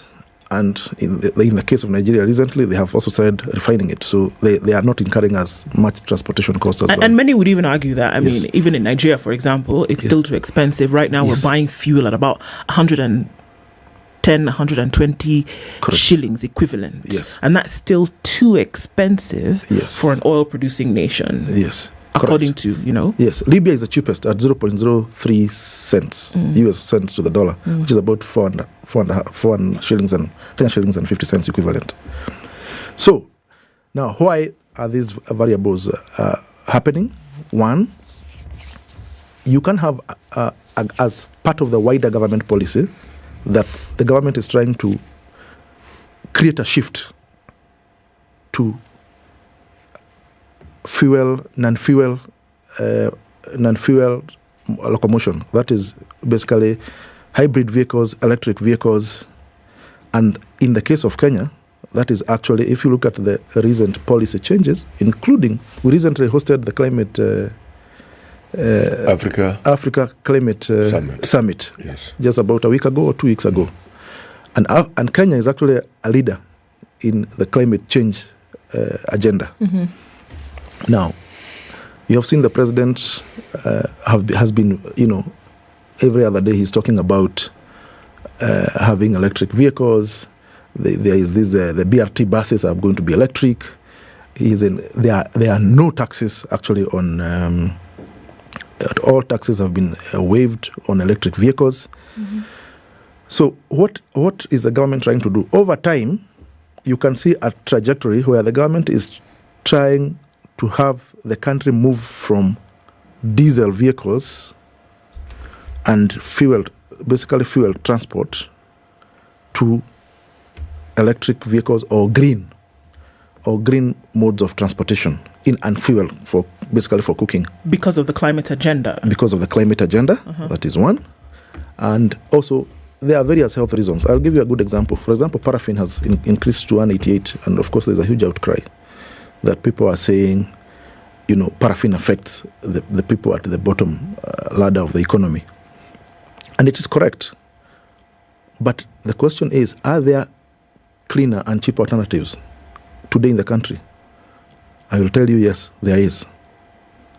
We have ethanol, which is being sold at 85 shillings per litre. Mm-hmm. Ethanol for cooking stoves. We have a company in Kenya that actually has about 1 million households on ethanol, with ethanol stoves. So the question is, are there alternatives? Yes, there are alternatives. And what is the government's motive in insisting on not removing the taxes on fuel? Because the option that the government has is to reduce the taxes so that then if you remove the taxes, today the total amount of taxes on per litre of fuel is about 79 shillings. Yes. If you removed that, the price would come from 211 to about 220. 222. So, 120. Yeah, 120. Oh, yes, 122. Mm-hmm. So, but then the question is, do you want to encourage the people to continue using transportation that is not climate friendly? If only that was the only issue. Yes. Because this issue of fuel and the costs therein are part of a much larger conversation. Yes. Because the moment you talk of fuel, you would argue that it's at the heart of the cost of living and the ever-rising aspects of it. Correct. Because you increase fuel, you in essence increase the cost of everything else. Correct. So, and then there's the question, the believability factor that this government seems to struggle with. Yes. See, everything that you have said, if the Minister for Energy came and said what you've said, and had been saying it for the last month, this increase would have been received perhaps with a little less acrimony. Correct. But when they jump on your bones with this suddenly increase, I mean, here you are sitting, going about your business, then somebody else lands on you. You first of all have to overcome the shock and the horror before you now start thinking rationally. Yes. Now, that becomes even more difficult because then there are all the other things that haven't gone away and they are affecting your livelihood and your living on a daily basis. Correct. So that's the unfortunate thing. So the logic behind the matter of fuel is lost in all these other noises that have become a reality of our lives. Correct. And they are louder than the logic that you are presenting. Very well. I do agree. And one of the things that, of course, every human being will tell you, a hungry man cannot wait for the price of food to go down so that he can eat. He has to eat today to live for tomorrow. Yeah. Equally, a child who is supposed to go to school cannot wait for the government to give resources or capitation for primary schools or secondary schools or universities for them to go to school. Argue in a more reasonable or logical way. Mm-hmm. Unfortunately, a lot of our thinking is emotional. What do I mean? The things that we find pleasing to us may not necessarily be logical. Yes. But emotionally they are satisfying. Yes. One of them is the perceived understanding that you have a government that is concerned about your welfare. Yes, correct. And how people expect this to demonstrate it varies. Yes. Okay? Now, the raw nerve that is universally felt in this country are matters pertaining to children. Yes. And schooling is at the heart of it. Yes. Whether it is university, secondary school. So when you hear that there's a deficit of 29 billion shillings that the government needs to have forked out to learning institution and it isn't there. Yes. You then have a situation where you're fermenting anger on a completely different level from the citizens who are parents. Because they're thinking, but what on earth is this? Why? Yes. Because the narrative is, but we've paid our taxes. Yes. So why are we not getting the services that we're supposed to get? And we have done our share. Yes. See? Now, when you have all these competing conversations, yes. Again, and something like the increase of fuel now heralds perhaps an even more morbid situation where you realize, I thought things were bad, but they're definitely going to get worse. Yes. Now, it's a claustrophobic feeling. You actually feel like you're being crowded and you have difficulties breathing because there are too many balls in the air and they're all fiery. So you don't know which one to hold, which one to drop. I am of this opinion. Yes. Some of these things, it's not as though the government is doing it deliberately. My thinking. Yes. I think there are things the government is simply not able to do. This government. Correct. They are not. They may want to, they may even try to. They're not coming out and saying it, but some things seem to have run ahead of them and it's slightly beyond them. And what they're doing is trying to play catch up with it. Because how do you explain a situation where every time you think something has gone awry, something worse happens? Just when you think you've gotten a handle of it and saying, okay, here's where we are. Yes. Before you came to the show, I was telling Du how my cab person, my Uber person, was telling me yesterday that, why don't these people just, instead of this telling us 20 shillings, 30 shillings, why don't they just say it is 300 shillings? That's the cost of fuel. Yes. Until July next year. So we know between now and July, we're dealing with 300.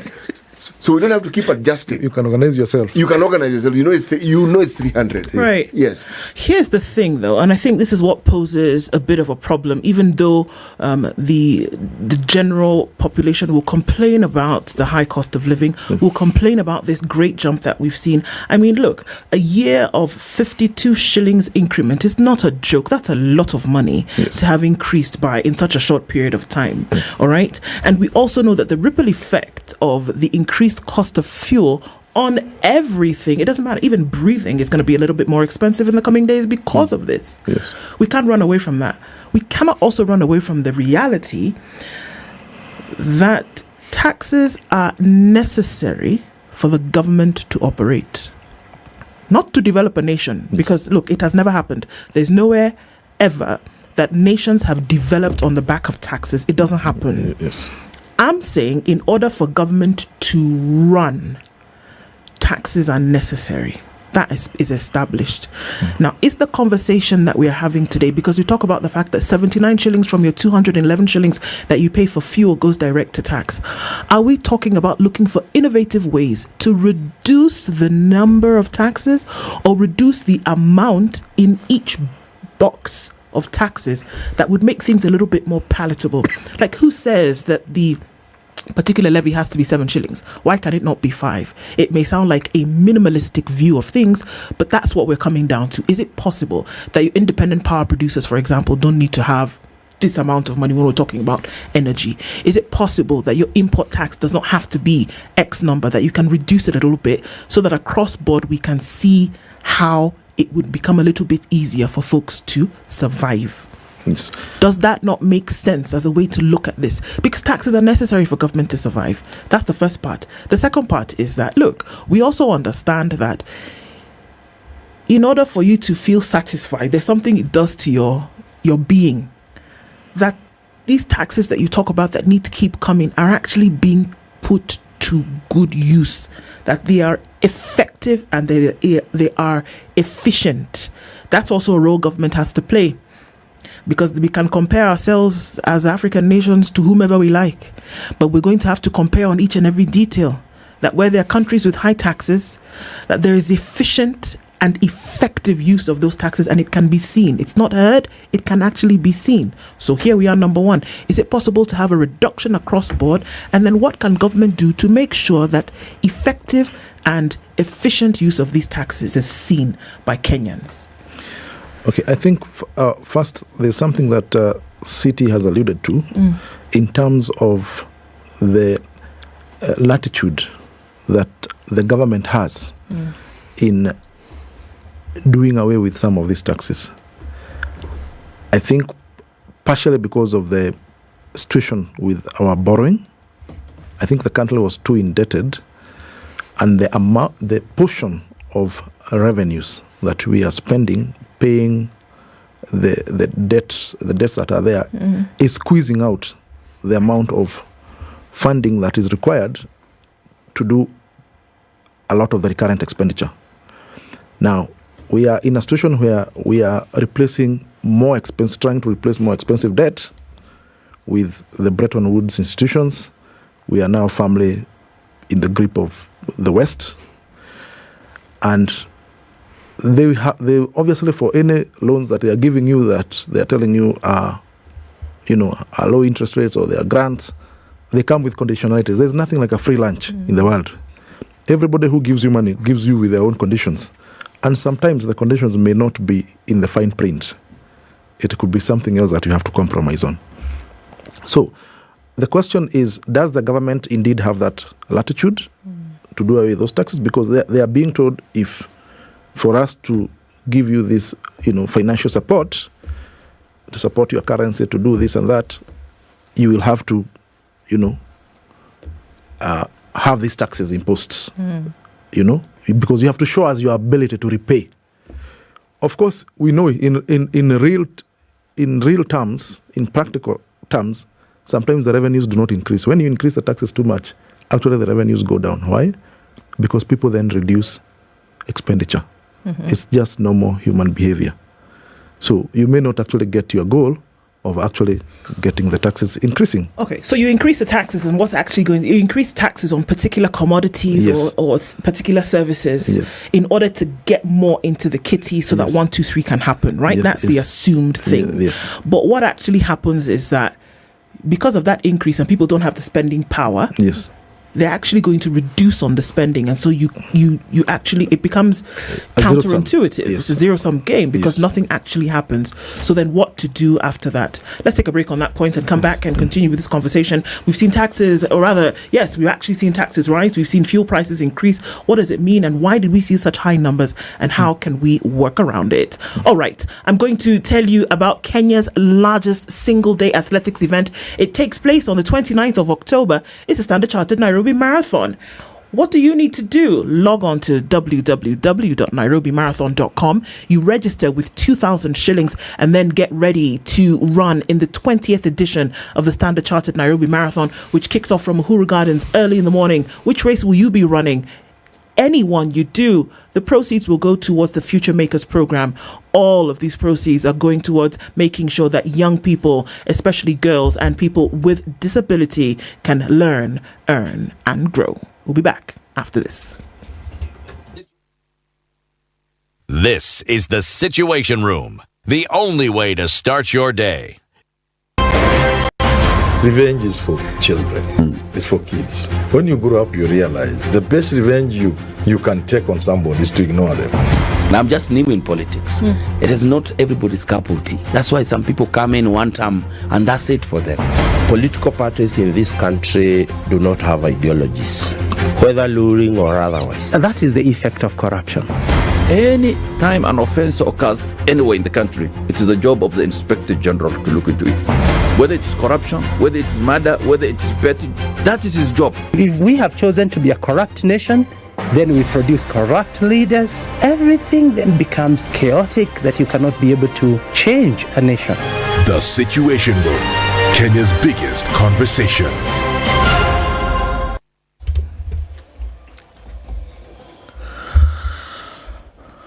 Sunny conditions in Nairobi, 14 degrees. We'll see highs of 25 and lows of 14. It's partly sunny at 14 in Nakuru, highs of 26. And we'll see highs of 26 in a sunny Nyeri at 16. It's 13 and partly sunny in Eldoret, highs of 24 and lows of 13. And at 25, we'll see sunny conditions in Mombasa, highs of 30 and lows of 23. Malindi is sunny at 25, highs of 30, lows of 24. And it's mostly cloudy in Kisumu at 20, highs of 28 and lows of 19. 16 will be the low in a mostly cloudy Kakamega, going to highs of 27. It's cloudy in Kampala at 17, highs of 25, and we'll see highs of 30 in Dar es Salaam, where the sun is up at 25. It's 10 degrees and sunny in Johannesburg with highs of 25. 30 will be the high in a partly cloudy Lagos at 25, and at 24 is partly cloudy in Kinshasa, highs of 34 and lows of 24.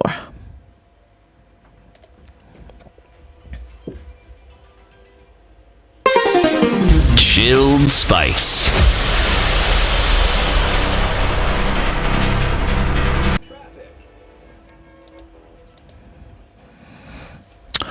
All right, we're into traffic hour, and according to the clock, and we can also see from the roads, we're looking at red everywhere. There's traffic on the Thika Superhighway. It's heavy coming in from the Outer Ring Junction, and likely to be heavier so as you get towards the junction. Moranga Road, take your pick. Are you going to go that way, or are you going to go towards Wangari Maathai? Both open at the moment, but we're going to see it clog up if you don't leave now. Coming off of Chiromo, there's also some movement. Are you going into the CBD, or will you go through towards Wangari Maathai, trying to get to the Thika Superhighway or into the city?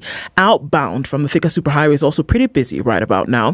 Uhuru Highway is packing up a serious punch. As you're coming in from Capital Centre, you're going to get to the Nyeri Stadium roundabout and then on towards Uhuru Highway, and that continues with some movement. All right, this is Ngong Road, and it's busy coming in from that area through towards the CBD. And we're also looking at Magadi Road, heavy with traffic coming to that Bomas Junction, and you get out onto Langata Road, and we'll see some movement all the way through. Rilo Dingaway will take away some of that, but the rest of it will go in the direction of Uhuru Highway. The Eastern Bypass is busy. It's giving coming in from Cabanas towards North Airport Road. So all of this culminates into the city centre as we are in traffic hour. Regardless, we are trying to keep things moving this morning. Let's know what's going on where you are. Let's spread the word, folks, and let people know where they can or cannot go. Spice FM, KE on X.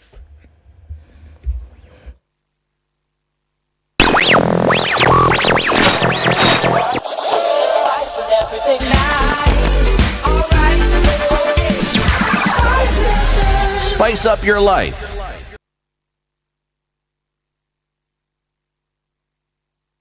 Mature, intelligent talk every morning. Spice up yourself.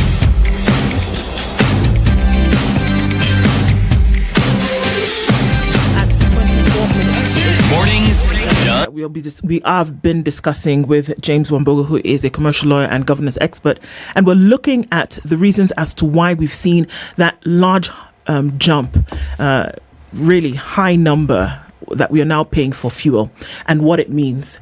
As we're going to the break, looking at the reasons why this has gone up and the questions that Kenyans are asking today. And one of the things that comes clear in my mind, James, is that people generally don't have an issue paying these high numbers. And I'll explain. They don't have an issue paying these high numbers if there is a requisite action. So prerequisite, we pay.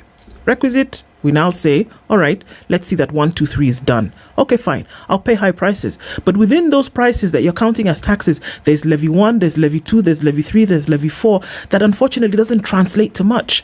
That folks are complaining. And this is the thing today, that you see the high prices and the 7 levies, I believe, 7 taxes within taxes. that 7 levies and 2 taxes yes. within that 79 shillings that all translate to something. There's road maintenance, there's this, that, the other thing inside there. But you cannot, if you were to go into the interior parts of, just take Nairobi. What do the road network look like? What do the roads look like? And there's a levy inside there that's supposed to be maintaining these roads. That's what it's for, right? Yes. Certain things are supposed to be happening. I say Kenyans will not have an issue paying for these things if they can see the requisite implementation of the burden that they've had to pay from their pocket. But unfortunately, that's not happening, which was why my question was, what can government actually do to ensure that this money that you're paying that is so high is effective and efficient in its spending and implementation? Okay, thank you. I think one of the things that first we have to appreciate is that indeed the government has a lot of wastage. We need definitely, without any doubt, a more efficient government. Why? Because, like I said before, there are some basics that if everybody had addressed, wouldn't the cost in terms of the increase in taxes would be quite acceptable. I'll give you an example. In some countries like Norway, which is an oil producer, their fuel per liter is the most expensive.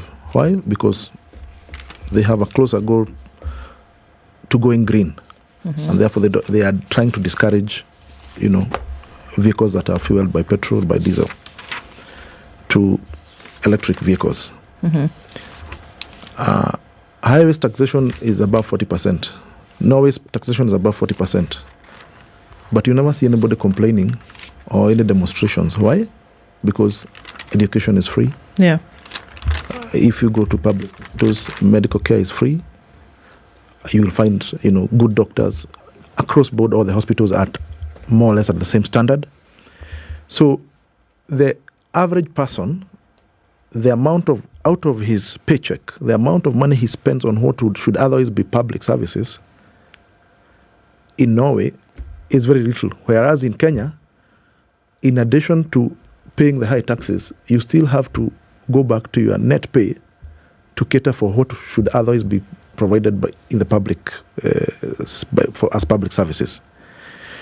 If we had a situation where, for example, and that is where I mentioned the issue of priorities. If we had a situation where the government was keenly focusing on ensuring all our primary schools, secondary schools, TVETs, and universities are properly funded, and that bridge of, the poor man's child being able to move from poverty to the middle class through the education system. The education system has, for most of us who come from humble backgrounds, the education system has been the bridge, coming from low income to a middle income to a higher income bracket. Now, if you cut that bridge, of course there will be a lot of dissatisfaction, and genuinely so. And it's something that is reasonable. It is to be expected that it will be there, because people pay taxes for the government to ensure that they have hope in life and that there is progression in the human development. So that is one area that the government should give high priority to in terms of funding. The other area is health. You have situations where hospitals, NHIF, is not able to fund because of, again, fraud, wastage, that kind of thing. Those are areas that the priority should be given such that any person, whether you have money or not, if you are unwell and you go to hospital, you are able to get medical services. Now, we come to the last issue, which is the issue of food. Kenya still remains a food deficient country. We import a lot of our food from our neighbors, partially because compared to our neighbors, our weather patterns have been more erratic. We still depend a lot on rain-fed agriculture, and we don't have good rains most of the times. So the government then, of course, that will have to be a long-term plan because it involves construction of dams, in all the places, so that then people shift to irrigated agriculture. But in the meantime, one of the areas where you can subsidize is, for example, just remove taxes on anything to do with food. Have that not tax. The farmers should not have any taxes, so that even if they pay more for diesel, then you can save in terms of the fact that, on the other hand, you are not paying as much in terms of taxes, and therefore the food prices, the price of maize, the price of all the food items are able to go down considerably. There are various interventions that can be done that the people do not feel, the common person does not feel as much of a pinch with the increase in fuel prices. So I think the focus, it's really an issue of priorities, where the government is focusing. I think you don't need too many balls in the air, but you have to focus on the basics when times are tight. When times are hard, you have to focus on the basics. So, and that should perhaps, in my view, be the direction that the government is looking at. Right. As the other macroeconomic factors stabilize. I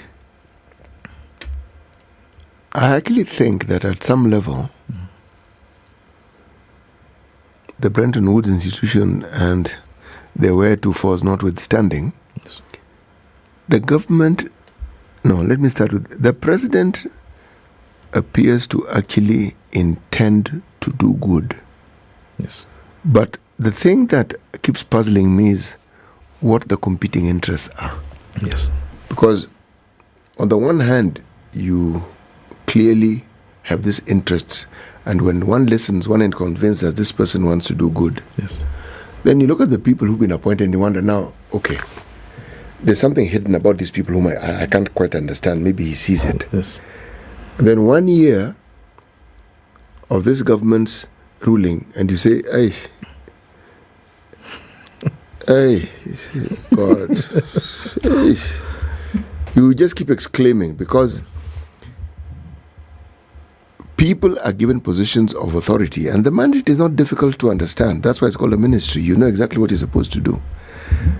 And the thing is, there is no ministry in this country that doesn't have funds allocated to it for its activities. Yes. You do not see commensurate activities with the monies that you keep being told were allocated. Yes. You don't see. But what you do here in replacement of the activities, a lot of talk. It's like when one says something is going to be done, you're supposed to assume that it has been done, and yet it is clear it hasn't been done. So you're a bit lost. How am I supposed to assume it's been done and I can see it hasn't been done? And then, it's not as though the cost of these things go down. It's one grand project after another in word. Money set aside. And yet, for instance, now, we've been told El Nino is on the way. We've been told, okay? Governor of Nairobi is trying to dredge some of the water drainage systems in the city. There are plans to look into how people who are in the low-income residential areas can be assisted. But you do not hear of a concerted government plan to deal with these issues. Yes. It's pockets. Yes. This group says this, and the group says this. This is what they're going to do. But a concerted government plan. The plans we heard were they were going to build 100 dams.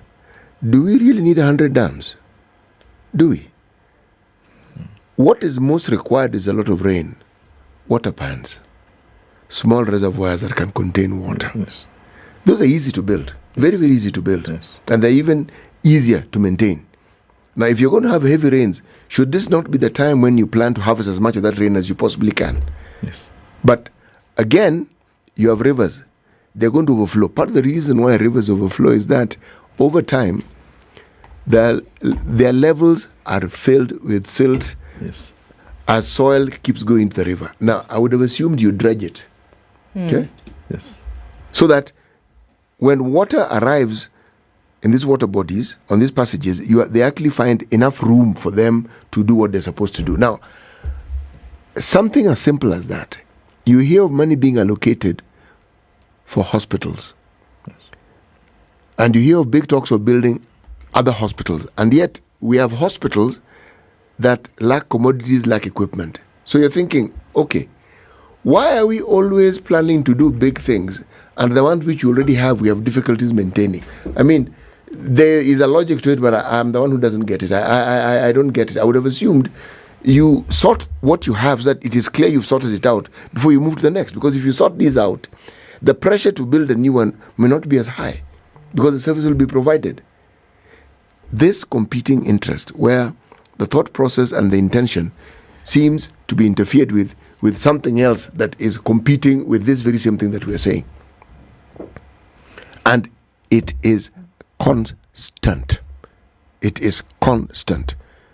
By the time it is being felt by citizens in the country, and it's like they went together and had a focus group discussion and agreed this will be our thought process, feeling our interest isn't actually being served here. So if we're going to translate that, this big jump that we see, because we still keep coming back there, that the big jump has taken everybody, is we've lurched, and we're either lurched forward, but in this case we've been taken aback and say, oh my goodness, it's been high, but it's never been so high, so fast, and by so much, right? If these things, why is there a competing interest then? It should be that, all right, it's so high because, look, that's what we're forced to do because of, fluctuating interest, exchange rates, number one, currency rates, but then also the taxes that we then have put in here are for a reason. Yes. If we could actually see where this money was going in terms of implementation, and maybe my only point today, if we can actually see where this is going in terms of implementation, could we then get to the point where we say 300 shillings even is okay? Yes. 300 shillings is okay. If you can say that if a third of that is going towards tax, which is what is currently happening now, if it's going towards these levies, these taxes, whereby we're saying certain things need to happen, then it is all right. But why it is not all right today is because people cannot feel the effect of this burden on their shoulders that they're currently paying for. And how can that be fixed? How can it be fixed? Now, I think the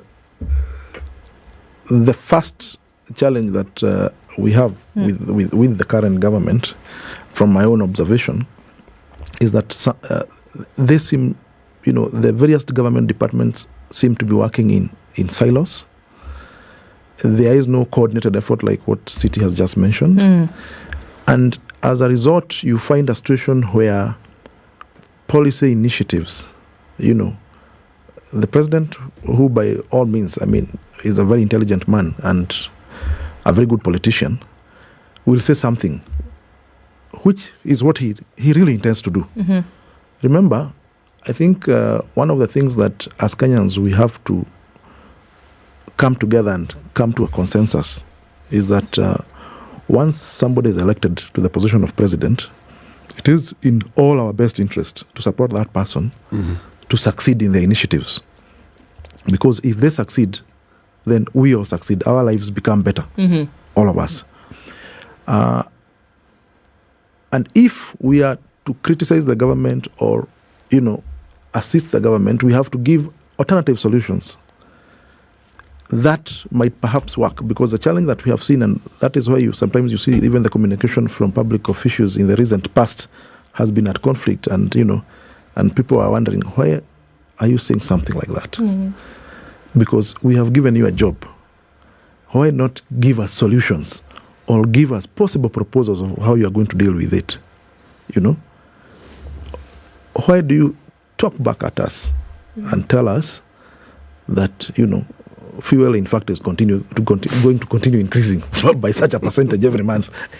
That's not the way you address the situation. The real way to address the situation is that you have been given a job, and your job is to actually fix the issues that arise. Right. Every generation has its own challenges, granted, and every generation has got that mandate to address the challenges that they are facing at that point. So now, going back to the issue here, the cost of living is at the bottom.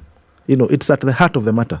The increase in fuel leads to an increase in almost all consumer goods, because services because our transportation is largely based on that. We still have an energy sector that we are still talking about high power bills. Yeah. And the funny thing is, when we talk about those thermal power plants that are also using diesel, we really don't need them, because we have enough geothermal reserves, we have enough wells that have been dug that do not have power stations, even as we speak.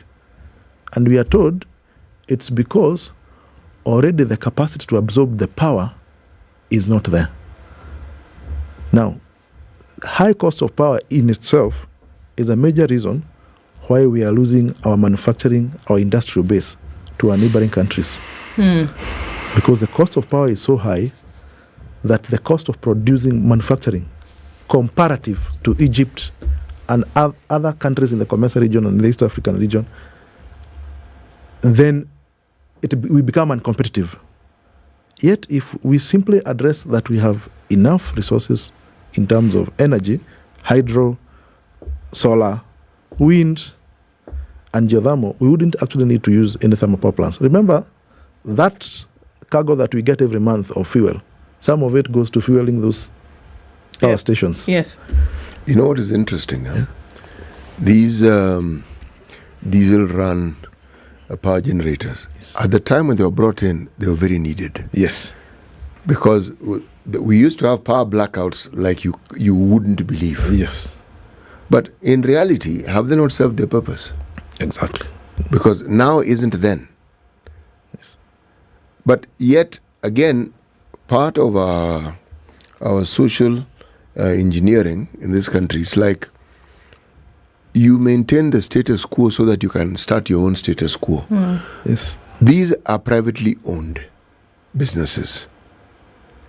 And they have contracts that have... We are being strangled by this. It's like a chokehold that they have. Yes. And you wonder, surely, if we were to breach some of these contracts, what would happen? Okay, we'd be taken to court. And then what would happen?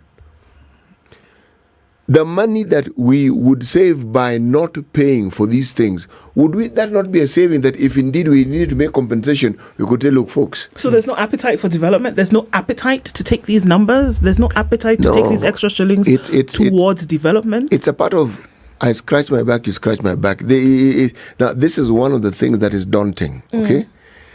It is not something that requires some ingenuity. It's just a question of observing the eternal question, why is it that we still have just about the most expensive power producing units, and again, not climate friendly at that, and they're the ones which we tend to use most, which means they're the ones which cost us more. And yet we have options. See, this is the whole thing. We actually have options. By the time a country is being touted as one of the leading lights when it comes to renewable energy, that isn't a small thing. Globally. And yet, we keep paying that expensive price for the expensive power that's generated by these units. So, when you look at that is when you say, there doesn't seem to be the will to actually do what ought to be done. Because in all honesty, why not bite the bullet? Actually. And just actually get it done. Yeah, why not just from a bite the governance bullet? point of view, why would it be so difficult? Because the understanding or the assumption is that from a governance point of view, trying to then be able, so certain things happen, that you make the country governable, right? And that you govern in a manner that is going to be acceptable to the livelihoods and, desires of your people. Yes.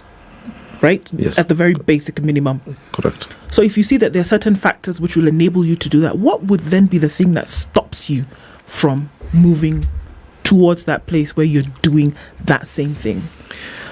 I think in response to that, and I will say it in the simplest way possible, Kenya has had a challenge with what is referred to as chronic capitalism, literally from independence. We have a situation where we have an unhealthy relationship between the political class and the business class, and a lot of, intermingling, and I don't know how to call it, You actually incestuous relationship. Yes, you can't actually extricate one from the other. From the other. Yes. That the owners of the big businesses, these power stations, power producer, in fact, if you look at many of those thermal power producers, you will find that the shareholders of those companies have either been in the past PSs, CSs, leading politicians. In that ministry. In the parent ministry. In the parent ministry. Okay? And then it gets to a point where come election time, then these guys know, a new team of guys might be coming around. They finance the political parties. The political parties come. They come, blowing very hot. We are going to address this. We are going to do away with those thermal power generators.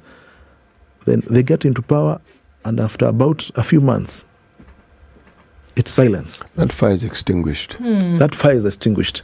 So what is the magic? What is the magic? Yes, that happens. Is there a wand? Yes. Is there a bottle somewhere with a genie inside that we must rub for something to come out? What exactly? No, and I think that's the question. It is one of the tools that colonialists use for the longest time. Yes. You incorporate people. Yes. You get them to join you. Yes. And when they visit this promised land that you're in, they realize this thing isn't. It is much better to be here than to go around opposing this thing. So you join. Yes. So in your last words, James. So what would that be? What is it that we need to all be thinking about going towards the place where we say, even if it does go higher, this is how we can maintain? So I think first and foremost, in terms of our leaders, they need to realize that it would actually in the long term, be beneficial if everybody got, fair treatment in terms of how the governance of the country. Let no one be sacred in terms of their investments. Just like, for example, the president is really trying to crack down in the sugar sector. Even in the power sector, there needs to be a serious shake-up so that those costs of power are brought down. Because one, that will address a lot of costs that relate to the manufactured products that Kenyans have to buy.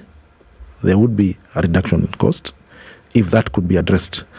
Secondly, we need to focus on, the president is right in saying that we shouldn't be subsidizing consumption, we should be subsidizing production. Indeed. James Wambogo, commercial lawyer and governance expert, thank you for being here with us this morning. I mean, conversations that we can keep having and keep opening up in terms of what needs to happen. One thing is clear, there needs to be an engagement across board for there to be a clear understanding of what's happening and how some things can actually come to change. Thank you for being here with us this morning. Coming around to 8 o'clock, El Nino is coming. We're having a conversation about that next.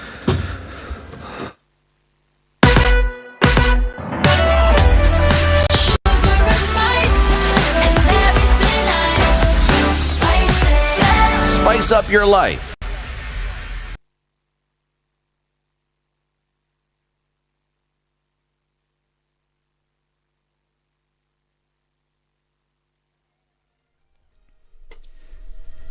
Good morning, this is Newswire. I'm Dennis Aseto. Interior Cabinet Secretary Kithure Kindiki has stated that the government will not relent in the war against Somalia's Islamist group Al-Shabaab.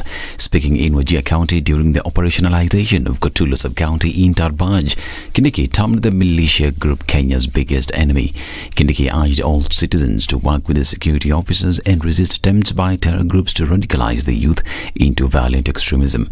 The security CS said the government will equip security officers with modern equipment to protect them against armed criminals and enable them to protect Kenyans and their property.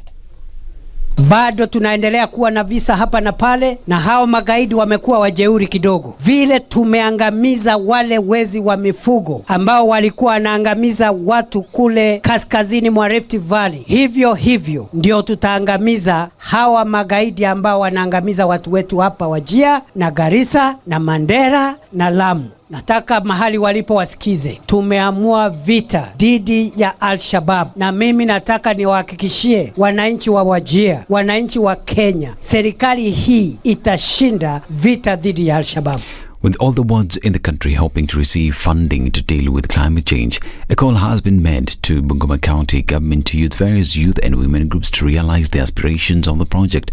Radio Kenya boss Freddy Nyongesa urges the county government to implement the projects in an open manner while stressing the importance of involving the youth and women in various projects aimed at addressing the effects of climate change. Kama mradi ya World Bank hii na RG project ilikuwa mradi mzuri sana, lakini badala ya kuangalia vikundi ambazo already zina exist kwa community huko na zinafanya kazi tofauti ili waweze kutrain, tuliona ya kwamba walienda kuregister vikundi zao na haikuweza kuleta impact. Apeli yangu ni kwamba wacha tuangalie vikundi ambazo ziko huko chini mashinani, vikundi za kina mama, vikundi za vijana ambazo zinafanya vitu tofauti kama maybe ufugaji wa kuku, ili tuweze kuwafundisha waweze kuincorporate hii component ya climate change ndani mwake. The statement has been emphasized by Deputy Speaker of Bungoma County Assembly, Wamusai Simio. Najua kwamba eneo la Siboti katika kaunti ya Bungoma ni sehemu nambari 1 katika ukuzaji wa miche.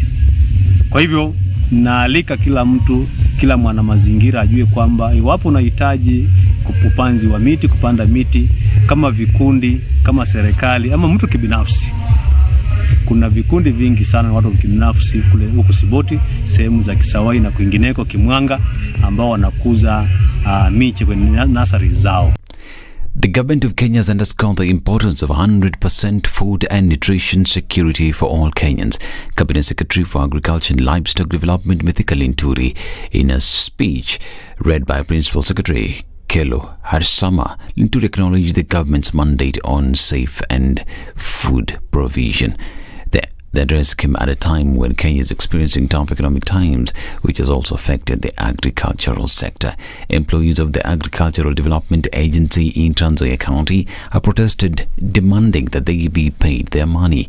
They claim that despite retired President Uhuru Kenyatta trying to intervene in the dispute in 2017, they have not been paid until now. Serikali kwa nini isikatuonee huruma na hata wakatupe pesa zetu ili tukaweze kulipa karo za wanafunzi? Vijana wanaingia kwa vileo, wasichana wanaanza kwenda panjikwa mimba. Fikishia Ruto hii maneno wakuja mpaka ADC Olkadongo. Fuatilia, kuna pesa ya 2017 Ruto na Uhuru president wetu wa sasa walitoa pesa macheko, wakasema watu wapewe pesa waondoke kwa shamba la ADC. Mpaka saa hizi hakuna. Tukiuliza wanasema hizo pesa wenyewe walikuja wakarudisha pesa sana. Hata sasa watoto wakikufa ADC hapa, mtoto akufa, utahangaika na mtoto wako mpaka mtoto anaoshia kwa nyumba. Hauruhusiwi kushika hapa. Kweli tuko shida. The workers also say they have failed to meet their needs following ADC's move to delay their salaries. Tusi wakeni wametoka Nairobi wakubwa MD. Wakati tulitaka tupeleka malilio yetu, manager alisema wakeni wamesema wakeni wengine wasiingie. Sisi ni masquatters, hatuna mahali ya kwenda. Mababa zetu wamefanya hapo, wameseka, wamekufa. Mpaka saa hizi sisi watoto tunafanya na bado hivyo wanahangaika. Kwa nini? Watupe haki. Mwaka mmoja mzima hakuna chakula na hakuna mshahara, tutaishi vipi? Ndio maana punda imechoka kwa na mzigo yake, tukaamua kusema liwalo na liwe hata kwa miguu, wacha tutembee na haki yetu itupate mbele. Hiyo ndio imetuleta jameni, si kwa ubaya. This as the ADC management has asked the employees to be patient while they promise to deal with their complaints from today. This is News. I'm Dennis. I'll say a good morning.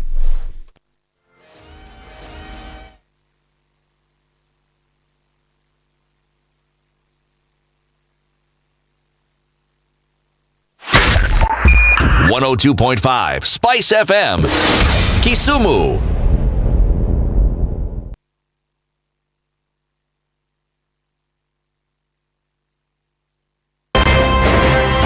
When you're impeached, you're impeached. When you're sentenced, you're sentenced. Madam Chief Justice. Until the sentence is set aside. Ukibeba vitu kwa roho utakufa. If you carry things in your heart, you will die. The reason for which you went to school and then gathered experience, that reason must be paid for. All right. Oh, okay. This level. Shape up or ship out. Levels don't change. No. It's about shipping up. You know my business partner here. Shipping out. Are we talking about the ship in the bathtub? Or the ship man? One of Talabu used to tell us a story of they were in school and they'd been told to write composition about a ship. His classmate raised a hand. Teacher, are you talking about the ship or a ship goat?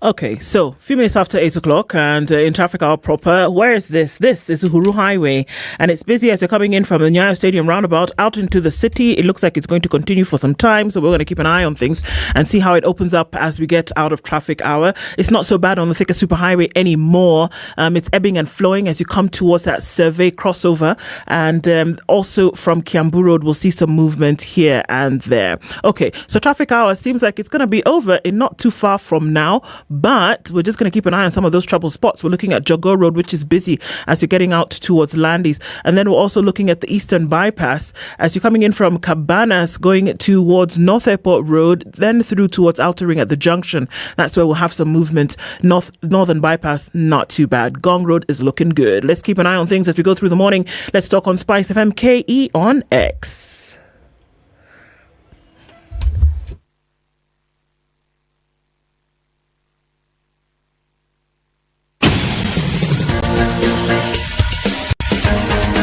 This is The Situation Room, the home of hard-hitting political commentary and penetrating insights about the state of the nation. This is a talk radio experience like no other. The Situation Room, a place for hard truths, debates, and elevated conversations. The Situation Room, witty, political, engaging, deep, controversial. In the room, we have C.T. Muga, researcher, academic, seasoned political observer, a fountain of wisdom in these politically uncertain times. Ndu Oko, Nigerian by birth, Kenyan by choice, communications expert, Pan-Africanist, a truth seeker and believer in people power. And Eric Latin, agent provocateur, the man in the chair, seasoned journalist, news hound, a man who believes in punching up, not down.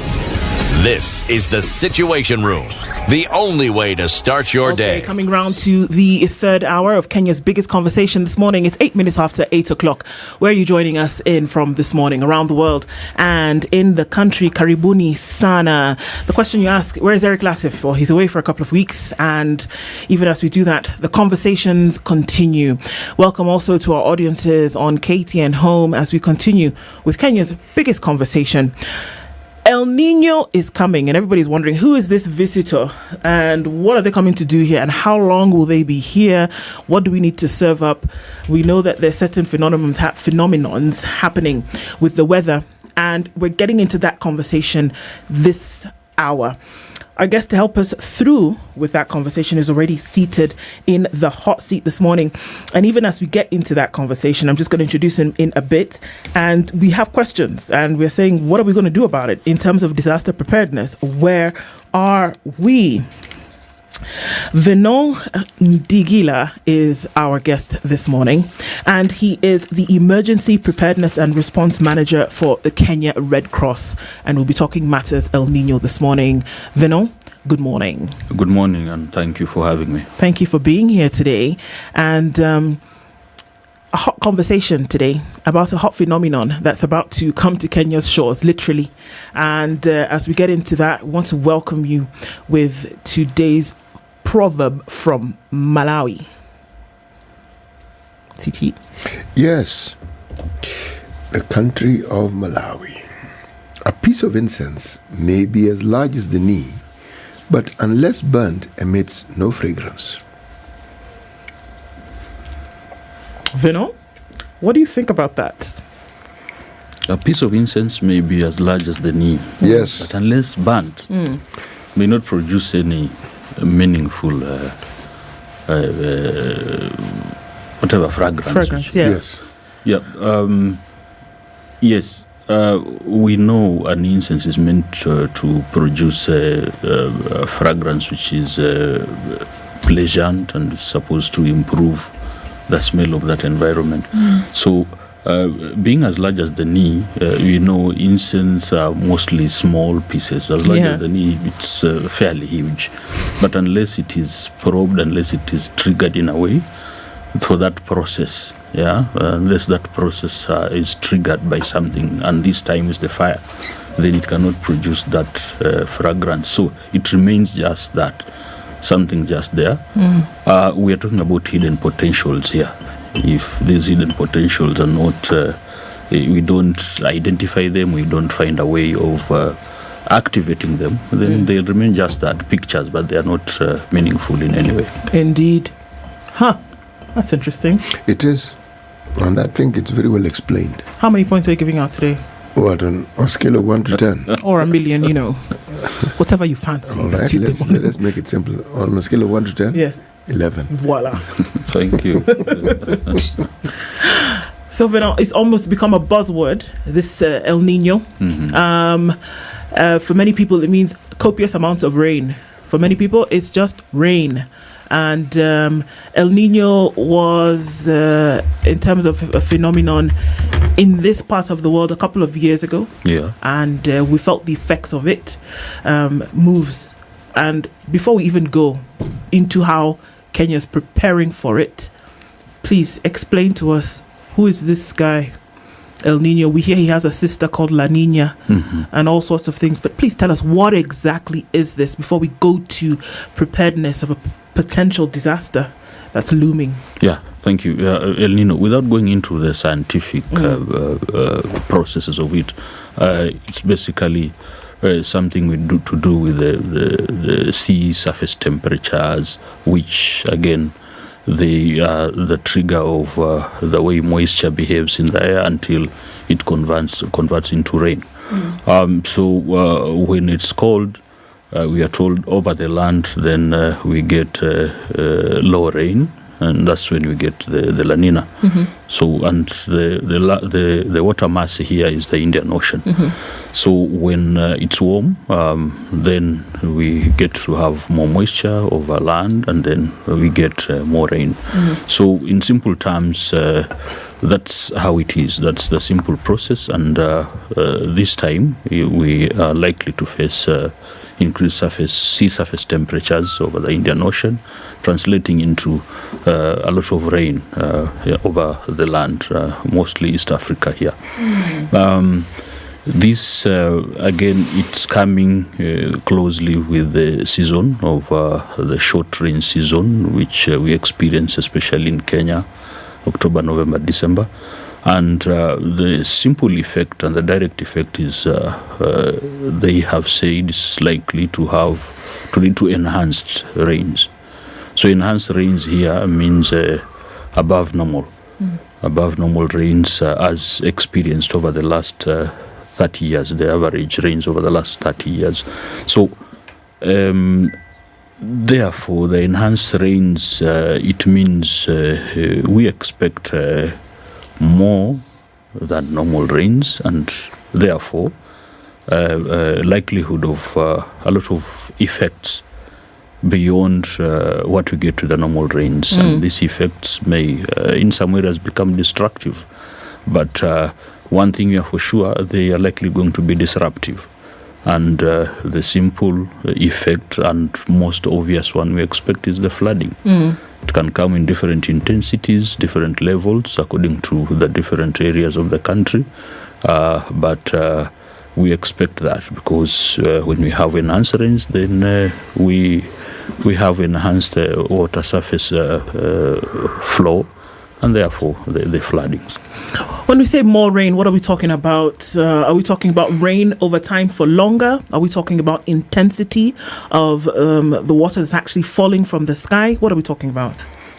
Yes, it can be either, but for this forecast, according to the forecast which was released sometimes on 30th last month, it is indicating both enhanced rains, both in time and space. And in space here means the geography, of course, more areas are going to experience rains, and in time we expect longer rains. But within this time, again, the intensity in terms of the amounts of rain, which again they measure in millimeters, it's likely to be higher.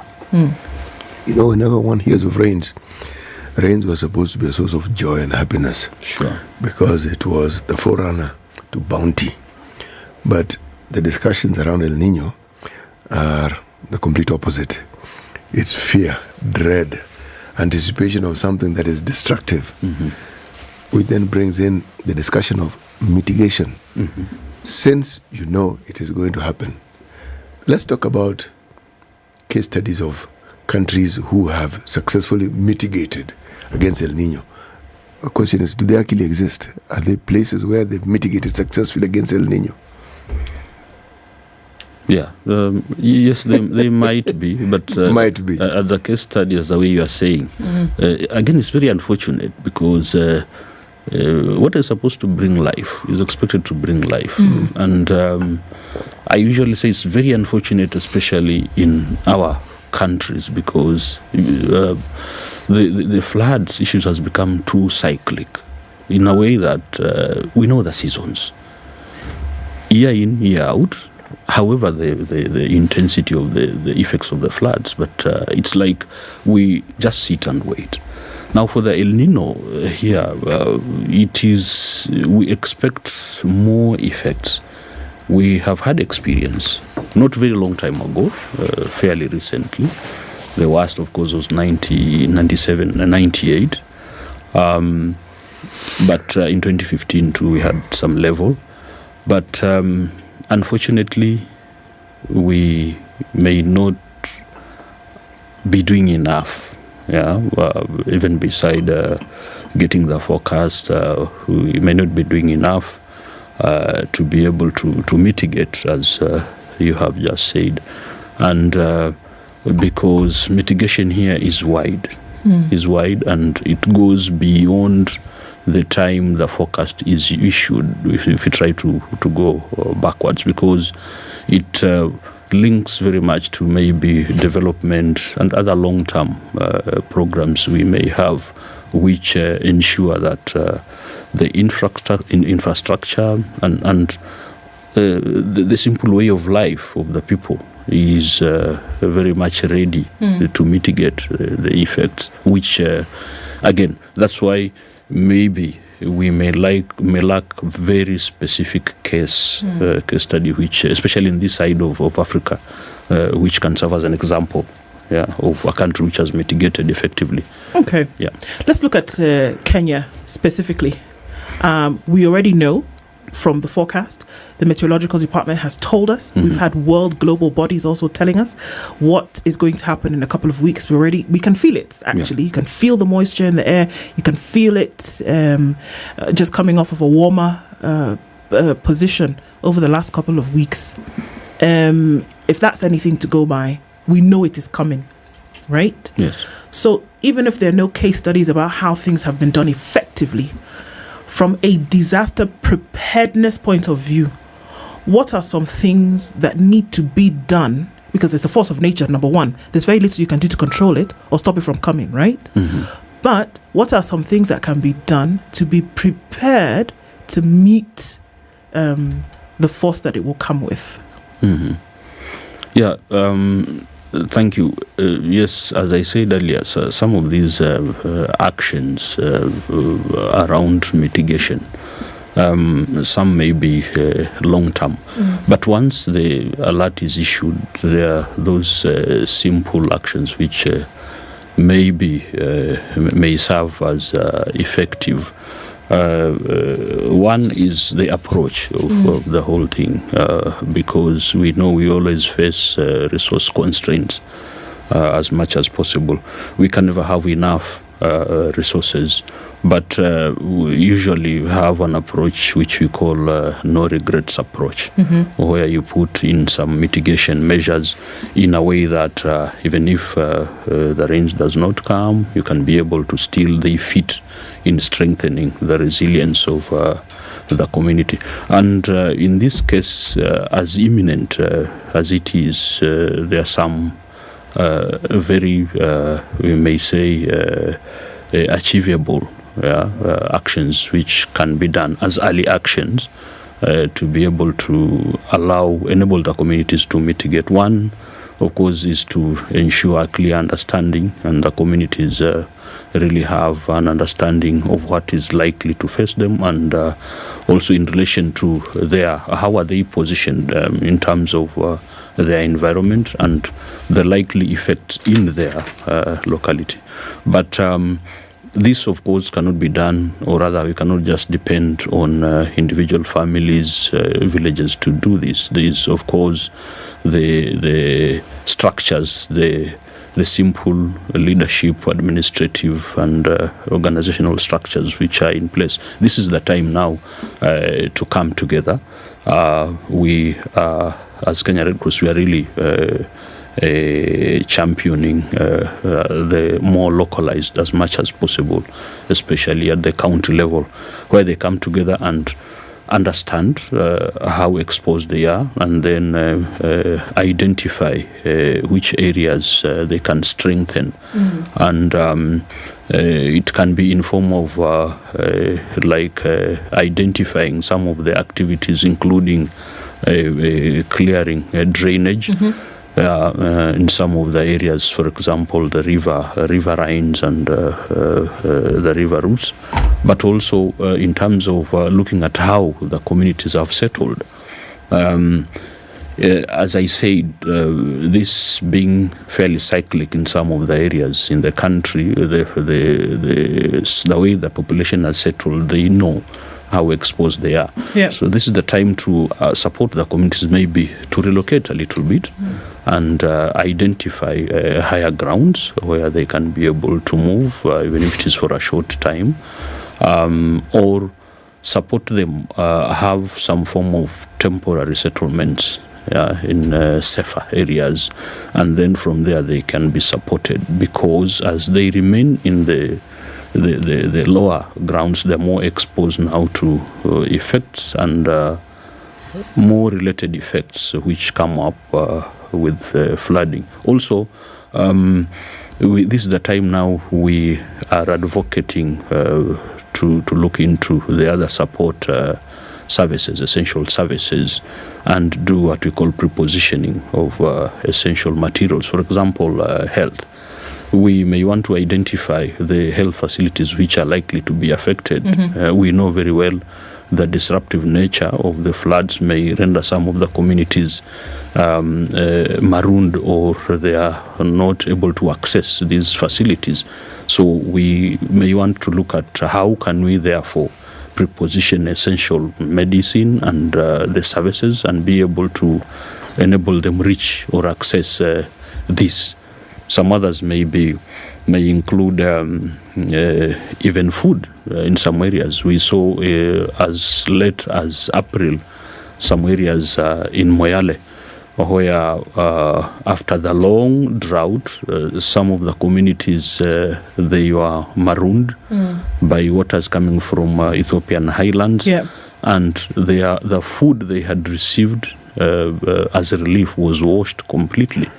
So we had now to do airdrops. So this is the time to look at that and see how we can preposition. But most importantly is to work with the communities themselves, try to increase their awareness about how exposed they are and how they can do the simple life-saving first, and also other actions at either the family level or small community levels in their localities. Are there areas that are more prone to some of these disastrous consequences of El Nino? Meaning, it isn't the first time that we're going to experience this phenomenon. And so it is known. There are places that are prone to landslides. There are places that are prone to flooding. Now, it appears that is a problem, but the aftermath also comes with its own problems. There's the issue now of diseases and ensuring that, as you say correctly, enough food. But is it possible to prepare communities well ahead of time? Because the warning signs for El Nino have been there for a while now. And if there's a way of preparing communities who are perhaps right in the pathway of this disaster, how does one go about it? Yes, we know, first of all, as per the forecasts, it is indicating northeastern Kenya, central, southeastern part are likely going to face the more effects, or rather the more enhanced rains. And according to the analysis, at least 25 counties are at a very high risk of increased effects of the rains. Having known that, it's very right to say that there are some areas which we are likely, we know even as at now, we can predict they're going to face more effects than the others. And yes, prone to landslides, as you have said, and floods. That is the first step, and this is one of the activities which is ongoing. We are trying to provide technical support and leadership as necessary, especially at the lower levels, working with the communities to be able to map up the more exposed population, the more exposed areas. And so the preparation here is one, working with the communities first of all to understand. Once they understand, and together we assist them in analysis of that information, and to see for them to know, yes, we are livestock farmers. This is our grazing lands, but they are likely going to be flooded. If we stay here in this period, we are likely going to lose all the animals. Then what do? Then actions are taken, early actions, the ones we call early actions, where they can do, and then they reduce the exposure. So it is true. It can happen. working with the communities. But by the end of the day, the communities need support, because this is beyond their normal life. And honestly, if you look at the map of the prediction, we had 29 counties which were affected by the 3-year drought, which we are just coming from. And 27, at least 22 of them were in the areas which are likely going to face the enhanced rains. So their resilience is already down for those families. So by the end of the day, they'll need support. And we know our population, most of these are families which, from the word go, they are economically challenged, and their livelihoods are low. So they'll need, by the end of the day, resource support one way or the other, coupled with the other knowledge and awareness which they need. Yes. What can practically happen? Because the truth of the matter is that these parts that would be affected, we can already see from geography, probably have large populations in terms of numbers. There's a space issue, there is a resource issue in terms of, then getting resources to them while they have to be away from where they call home for a period of time. No. Is it practical? I mean, we may not have a choice, but from what we see, if you just want to look at some of the more congested areas of Nairobi, for example, would it be practical, which would probably bear the brunt of the effect of El Nino, would it be practical to move these people? And the question is then, how does that happen? Looking at Kenya Red Cross and the work that you've done in Kenya and other parts of the world, what would make most sense? To move hundreds of thousands of people to a temporary setup for a particular period of time, or say, well, let's just cross our fingers and knock on wood that the rain will not wash away our homes? Yeah, thank you. When we get these alerts, as we have recently seen, we go into part of the preparedness, and part of the preparedness is some of those actions. And there are various sectors which guide the actions which are taken. For example, as I talked about health, there are those specific activities and actions which need to be taken. There's two things here: the practicality and also what is needed to be done, or rather the best way of approaching this. When we talk about population living in the flood zone, for example, those living in the river basins, which is almost automatic that the area is going to be flooded, then the most basic and the realistic action is to relocate. And we have worked with communities in Tana River, and over time they have been able to identify temporary areas, higher ground, and with little support, we have managed to move thousands of families, and it reaches a time where it's even now, the initiative starts from them. Because they know they stay down there because that is where their farms are. But when the floods come, they know they can go temporarily. Sometimes even it is renting. What we are doing as Red Cross National Society, we are prepositioning some of the emergency shelter items. Which are kits to be able to support a family, a small family, to be able to live temporarily with some dignity as they wait now to go back. So yes, it is very practical. It can be done, and again, as we are saying, we are organizing at a locality level where we preposition, and when the time comes, when the final alerts are issued, this what has come up is now like an early warning, but there are those alerts when the rain start.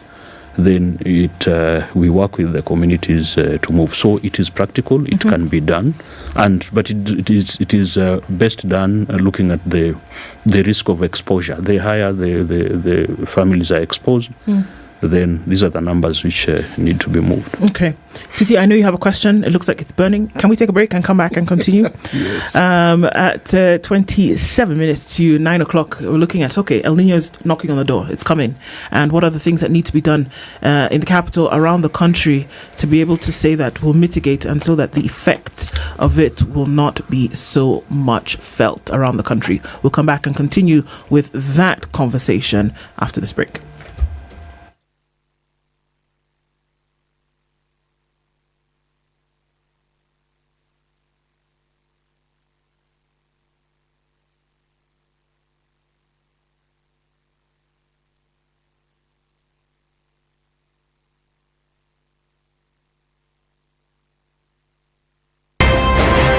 If a lion shows you its teeth, it doesn't mean it likes you. It doesn't mean it likes you. It won't start. A liar calls as witness one who is either dead or far away. Say it in Kiswahili. Ben low, nin inte, nin there, ayu markati kadikta. You know this character called liar. He has disturbed people. So when you tell him who are your witnesses, he will take you to a place where it is difficult to verify. For someone like me who sweats a lot, I cannot survive there. Sweating is biblical. Good. And he must blame it on Adam, not me. Because Adam messed up and he was told, now you fellow you, by the sweat of your brow.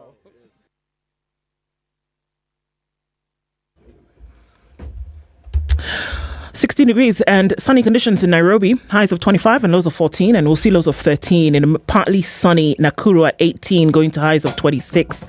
At 17 degrees, it's mostly sunny in Nyeri, highs of 26, and 24 will be the high in a mostly sunny Eldoret at 16. Looking into Mombasa, it's sunny at 26, highs of 30 and lows of 23, and mostly sunny at 27 in Malindi, going to highs of 30, 21, and partly sunny in Kisumu, highs of 28 and lows of 19, and in Kakamega, it's partly sunny at 19, highs of 27 and lows of 16. Kampala is cloudy at 18, highs of 26 and lows of 17. And Dar es Salaam is sunny at 26, highs of 30 and lows of 22. It's 13 and sunny in Johannesburg. 25 will be the high. And at 25, Lagos is cloudy, going to highs of 30. 34 will be the high in a cloudy Kinshasa. 24 coming down to lows of 23.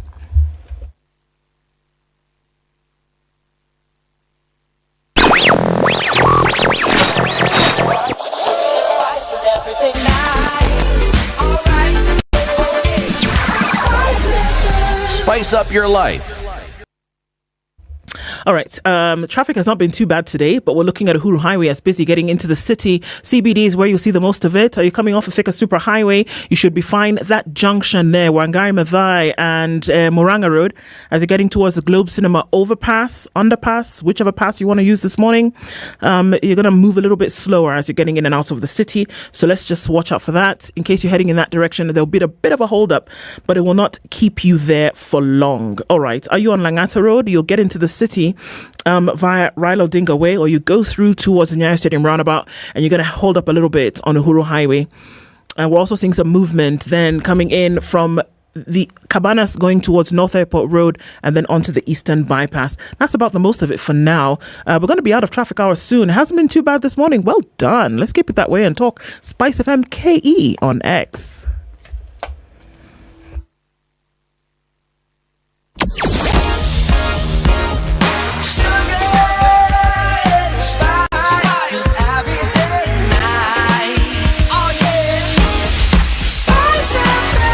Spice up your life.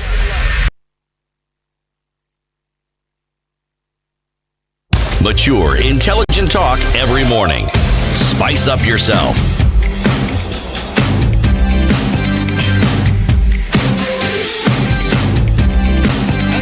Mornings done. At 23 minutes to 9 o'clock, we're having an El Nino conversation. A little bit more than that, we're having a conversation about what then needs to be done to prepare, to mitigate against the effects.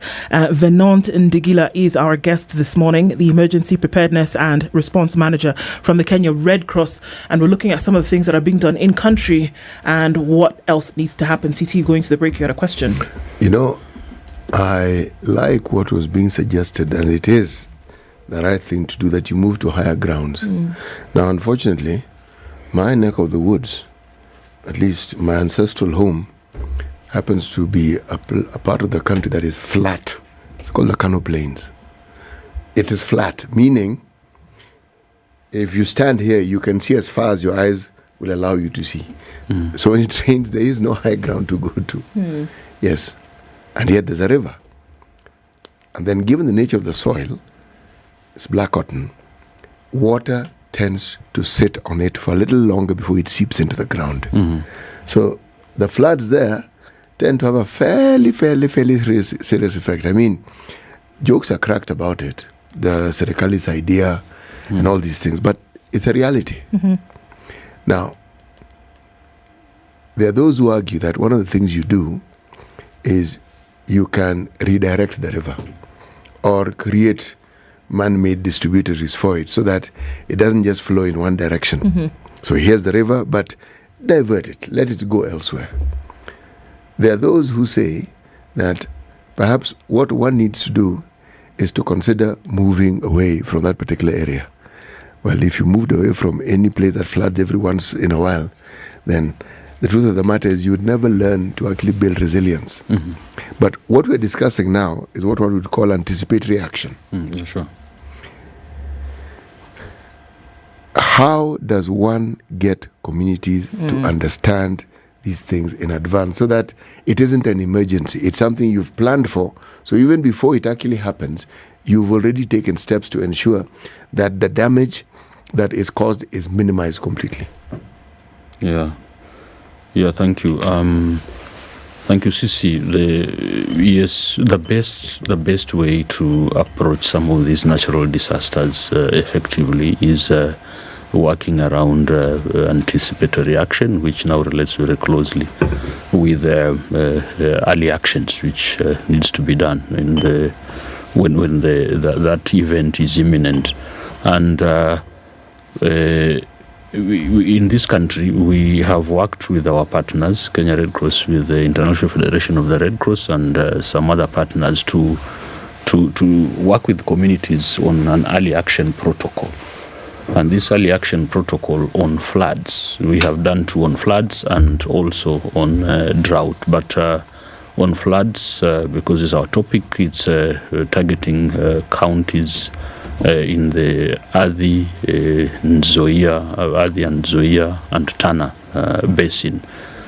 For now, it's some 6 counties. And the early action protocol stipulates the early actions which are mostly anticipatory, which to be done in case there are alerts of, or rather, there's early warnings around floods. And this includes what you are saying. In the Kano Plains, some of the actions is, first of all, understanding. Yes, is it the whole area which is going to be flooded, or which areas? If there are other areas, I think 2 words needs to be used together here. There's the higher grounds and safer grounds. Yeah. So if there are any safer grounds within the Kano Plains, yes, we can move there. If not, then some of the early actions is to improve the river route to be able to support us, which is what you are saying, like redirecting and creating some of those distributaries. But the other one is the dike. Dikes is mostly a long and heavy activities, but in the anticipatory actions, this is a time to reinforce these dikes to ensure that they serve as the preventive mechanism of the water flooding the area. And then the others is to again working with the communities. There are some of the simple which can be done in their settlements, like what we're talking about, improving drainage around their areas. And then all this is again meant to reduce the exposure to the flooding. So it is not, relocating is total relocation works against the resilience, and as we know, land matters, or rather land ownership. Land is not available for everybody here, so you start moving, then they lose their land, and yet floods is only periodical. So we work again to do those actions. So in the protocol, we bring the partners to come and support. First, they put together some resources which can be accessed to support these activities, and sometimes it's on a cash for work approach, where the people themselves can work. They are given some cash incentives, then they unblock the drainage, they improve the dikes and things like that. So yes, this is where we're heading. We want to widen that, but it has proved very successful around the anticipatory action, around these early action protocols. What areas of Kenya are we looking at today? I mean, just from the work that you've done and that you continue to do, what would be the hotspots? We know what the Met has told us in terms of areas where there will be heavy downpour, and it will then be a prolonged downpour. But what would be the hotspots, as it were, where this action, I'm hoping, should have already happened in terms of mitigation? Yes. So in terms of maybe the counties, there's of course the northeastern counties.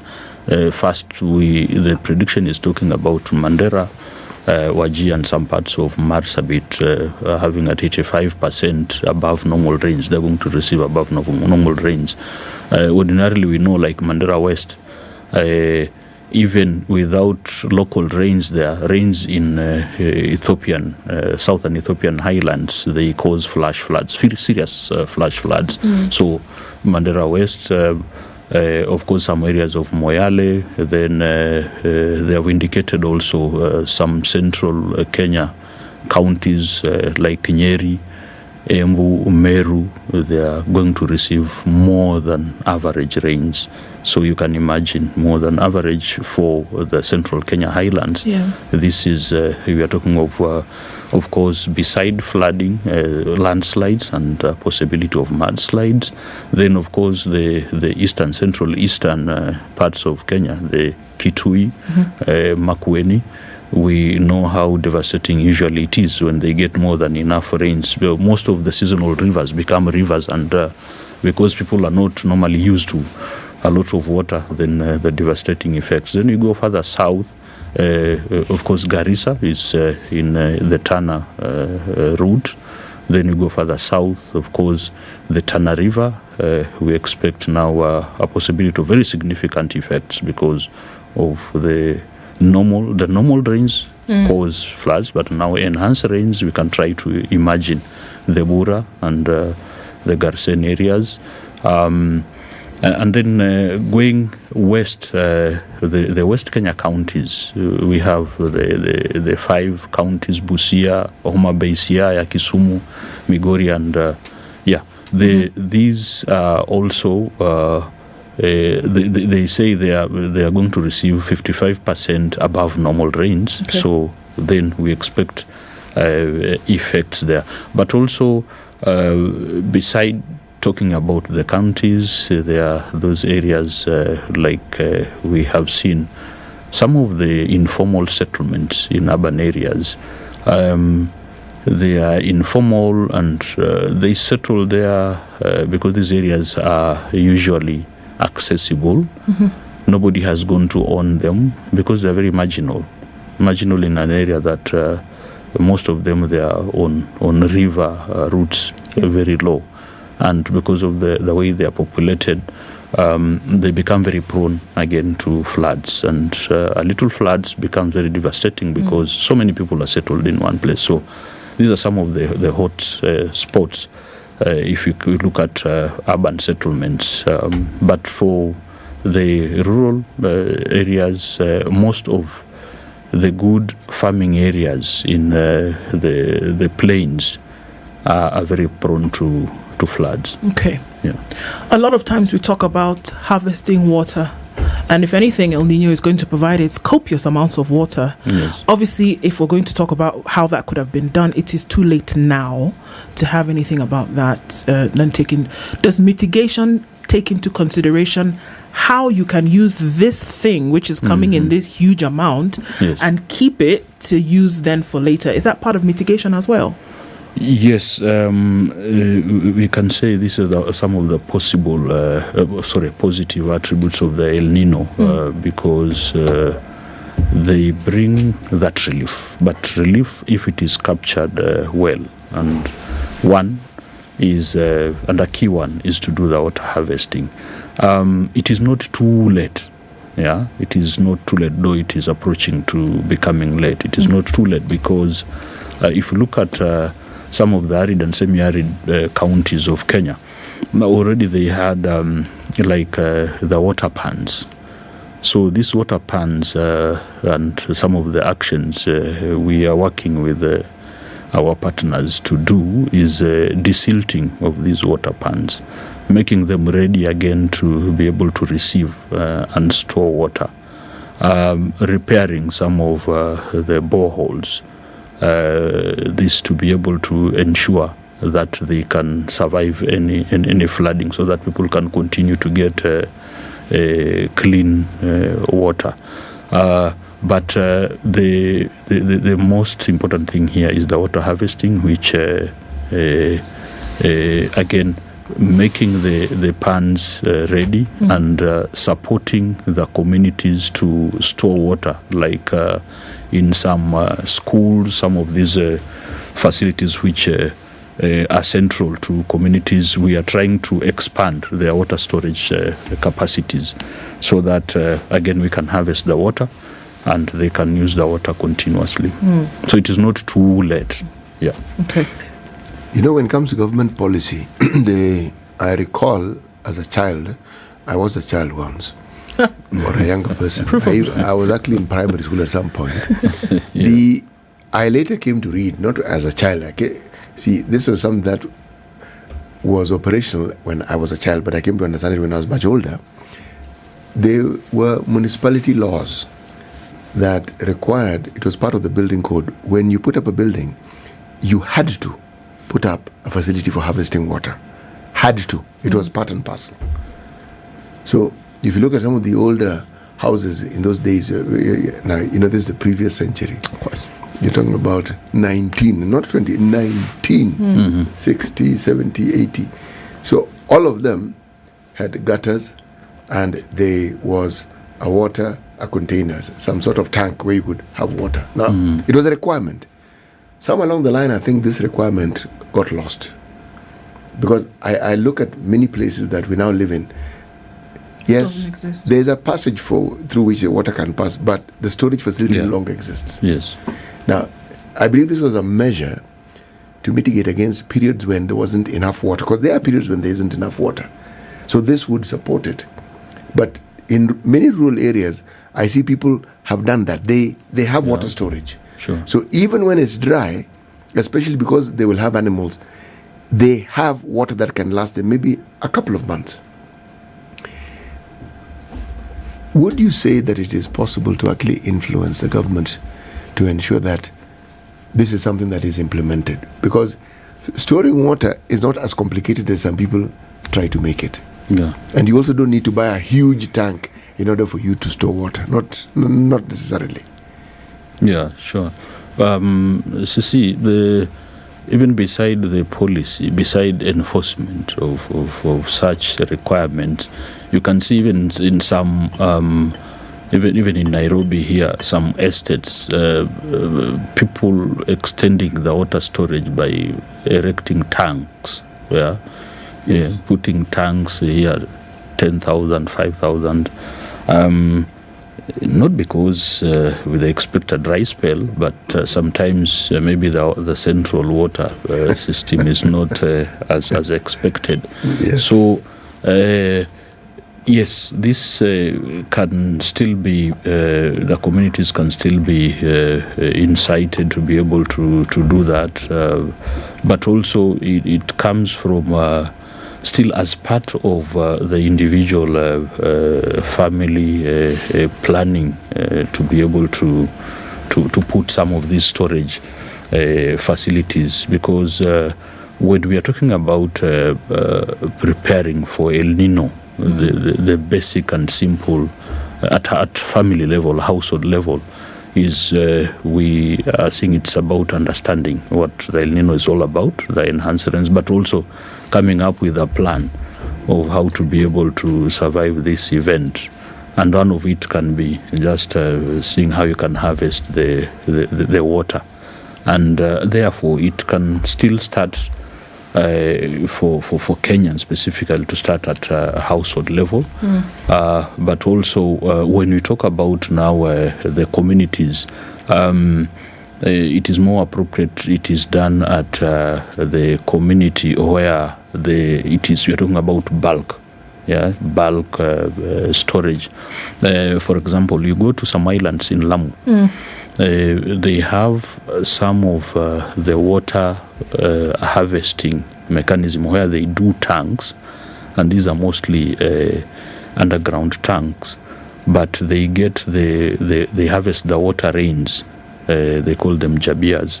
They receive the water rains and it goes there. These are the islands which don't get any water from any centralized source. What you talking about CU and Pate? Yes. And they get these rains, these waters, and they use these waters for months and months before the next rains. So yes, this can be done. That's why we are really advocating for localized plans. Sure. Yeah, at community level where they can be doing bulk storage using whatever methods which now can be supported with the little modern facilities like pumps, solarization of the systems, and then by the end of the day we get to do bulk storage, which we can regulate, purify, treat, and use for some time. Tell us a little bit more about this water storage process and plan that is found in these islands. Yes. I'm interested. Now, it is because the need they're surrounded by salt water. Yes, it's very expensive to do desalination. And the target, therefore, is rainwater, because they can't do water tracking. It's very expensive if we do it, especially by sea. So they target the rainwater, and the rainwater then it's from the roof, but they have also extended the roof surface by having the tank. The roof of the tank itself is a roof to capture this water. Yeah, so no surface area is wasted. So the houses which are nearby, they have done the gutter system. We worked with them to support extending the gutter system to ensure now the water goes to that central area, and then the tanks are very wide. They're very wide, and then of course they have some depth, and the water management, mostly the one of the secrets here is the management, the governance of the use of the water after collecting. So we establish committees for them. But now the tanks, we have agreed that the roof of the tank is one collecting point, and then the main challenge traditionally has been contamination of that water, because they used to use the normal manual way of getting the water from down there. So we come in and now put a pumping system. So this pumping system, we do modern pumps, and because they don't have electricity, and where they have electricity is too expensive anyway, so we do the solar power source. and then we train them how to operate, how to identify and manage these pumps. And then maybe they pay as little as 5 shillings per 20-litre jerrycan to maintain. Yeah. So you can see it is self-sustaining. They don't depend on the Red Cross forever. Sure. So the resilience you are talking about is, and it has proved very, very effective, where again they can have water until the next rain season.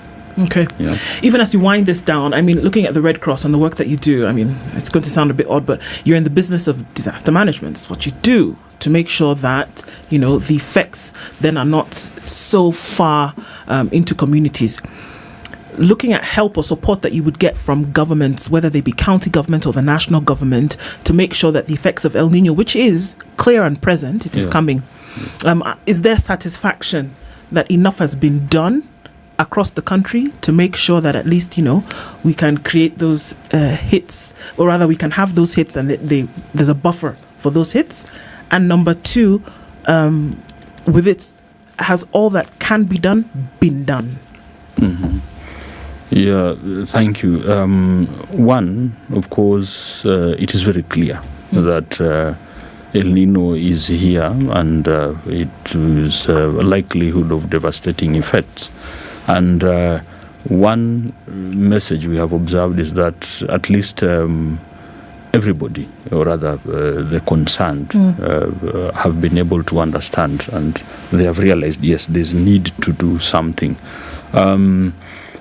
It is very encouraging because we are now getting support in terms of coordinating, because as Kenya Red Cross, we establish and offer platforms for coordination for this disaster management, especially at preparedness stage. Right. And ultimately response. So it's very encouraging. We have seen the county authorities coming up and say, hey, guys, can you come to the table and let's start identifying what we need to do. To get it done. Yes, we have not done enough yet. What needs to be done has not been done yet. And our conversation now, our message is that we need to strengthen our preparedness. And do more. And yes, and our preparedness is what CC was earlier saying, is towards supporting the resilience, strengthening the resilience of the community. To get more. To do more, yeah. Venant Ntigila, thank you so much for being here this morning. Emergency Preparedness and Response Manager at the Kenya Red Cross. It's good to have these conversations, and we continue. Asante sana. Thank you. Morning, folks. It's 9 a.m. Good morning. This is Newswire. I'm Dennis Asset. In an effort to promote industries in this country, the government aims to prevent the importation of shoes from foreign countries from next year. Trade CS Moses Kuri revealed that the best way to revive industries in the country and create jobs is to ban the importation of goods from foreign countries, including the mitumba business or the second-hand clothes. Mwaka ujao tunapiga marufuku kuleta viatu kutoka nje. Ndio nyinyi watu wa Laikipia mkuwe mko mbele. Yule mtu ambaye hataki kuvaa viatu ya Laikipia si atabebe miguu mtupu jameni. The Malindi Skills Organization is advising the youth in the country to study technical professions in order to gain skills that will develop themselves in life. The project manager, Nicholas Kioko, has said that the move will enable young people to be self-employed. Tumeamua kuwapatia ujuzi ambapo akipata ujuzi atajitegemea mwenyewe, atashona nguo zake, atashona nguo za wenzake na atajipatia kipato. Tulikuwa tuanze klasi ya plumbing, wiring na ufundi wa mifereji. Ndio tumeona pia kijana wa kiume pia ameachwa nyuma. So wito wetu tungeomba vijana walio mitaani, walio vijiweni wajitokeze kwa wingi ili wapate huu ujuzi ambao unapeana bure. On their part, the youth in the county, led by Magdalene Mwagudza, praised the program while mentioning that it is beneficial to them. Nilikuwa natamani kushona lakini sikuwa na ule uwezo wa kujilipia. Sasa nilipopata hii chance nikaitumia vizuri, na shukuru nimepata kitu chenye kitanisaidia kwa maisha yangu. Nilikuwa na sura tu mtaani, sina la kufanya, yani nilikuwa tu idle. Kukapitia mtu tu tayari hivi akanishauri kuhusu mambo ya kujishikisha na kazi ya mikono. Kusema kweli, tokea hapo nilipo kuanzia mpaka kufikia saa hii ni kuna kitu chenye nimepata. The Ethics and Anti-Corruption Commission has recovered 8.6 million shillings from a former government official who is believed to have fraudulently acquired the funds in the purchase of public cemetery land by the defunct Nairobi City Council in 2008. This is after High Court Judge John Onyego found that Boniface Rosi Misera, who was the head of procurement at the Ministry of Local Government, had fraudulently received 8.6 million shillings public money through a proxy. The judge thus ordered that Okerosi to pay EACC 8.6 million shillings together with the cost and interest from the date of fraudulent receipt of the monies in 2009. The employees of Kenya Pipeline Company were arraigned for stealing petroleum products from the company's Kisumu terminal. Ruben Andolo Aseneka, Joseph Mugwa Mwai and Mutai Mika were charged with conspiracy to steal 13,852 litres of motor spirit premium, commonly known as petrol, belonging to oil marketers companies, which was in custody of KPC. The fuel is valued at 2.4 million shillings. Appearing before Kisumu Chief Magistrate Dixon Onyango, the three pleaded not guilty. The prosecution opposed bond for the trio, arguing that the offence amounted to economic sabotage punishable by law. Employees of the Agricultural Development Agency in Trans Nzoia County have protested the demand that they be paid their money. They claim that despite retired President Uhuru Kenyatta trying to intervene in the dispute in 2017, they have not been paid until now. Serikali kwa nini isikatuonee huruma na hata wakatupe pesa zetu ili tukaweze kulipa karo za wanafunzi? Vijana wanaingia kwa vileo, wasichana wanaanza kwenda panjikwa mimba. Fikishia Ruto hii maneno wakuja paka ADC Olkadongo. Fuatilia, kuna pesa ya 2017 Ruto na Uhuru president wetu wa sasa walitoa pesa macheko, wakasema watu wapewe pesa waondoke kwa shamba la ADC. Mpaka saa hizi hakuna. Tukiuliza wanasema hizo pesa wenyewe walikuja wakarudisha pesa sasa. Hata sasa mtoto wakikufa ADC hapa, mtoto akufa, utahangaika na mtoto wako paka mtoto anaoshia kwa nyumba, hauruhusiwi kushika hapa. Kweli tuko shida. The workers also say they have failed to meet their needs following ADC's move to delay their salaries. Tusi wakeni wametoka Nairobi wakubwa MD. Wakati tulitaka tupeleka Malindi yetu, manager alisema wakeni wamesema wakeni wengine wasiingie. Sisi ni masquatters, hatuna mahali ya kwenda. Mababa zetu wamefanya hapo, wameseka, wamekufa. Mpaka saa hizi sisi watoto tunafanya na bado hivyo wanahangaika. 5 Israeli tourists will stand trial next month for allegedly gang raping a young Briton in the popular Cyprus holiday resort of Ayia Napa. The 5 men aged between 19 and 20 will appear before a criminal court on October 5th at the Famagutsa District Court decided. Police said the defendants face charges of rape, sexual coercion, forced sexual intercourse, sexual harassment, abduction and indecent assault against a woman. The 5 have been in custody since September 4th. This is Newswire. Dennis Aseto. Good morning.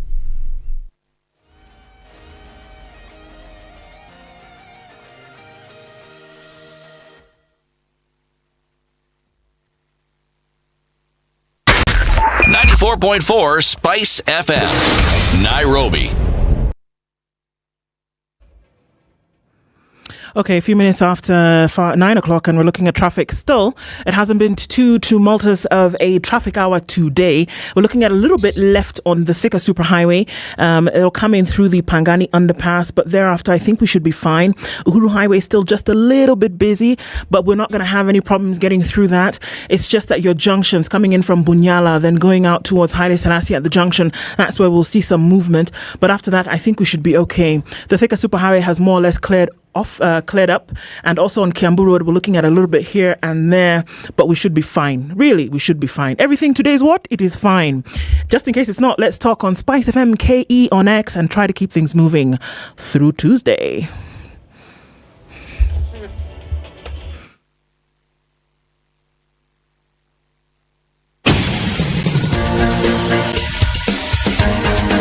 This is The Situation Room, the home of hard-hitting political commentary and penetrating insights about the state of the nation. This is a talk radio experience like no other. The Situation Room, a place for hard truths, debates, and elevated conversations. The Situation Room, witty, political, engaging, deep, controversial. In the room, we have C.T. Muga, researcher, academic, seasoned political observer, a fountain of wisdom in these politically uncertain times. Ndu Oko, Nigerian by birth, Kenyan by choice, communications expert, Pan-Africanist, a truth seeker and believer in people power, and Eric Latin, agent provocateur, the man in the chair, seasoned journalist, news hound, a man who believes in punching up, not down.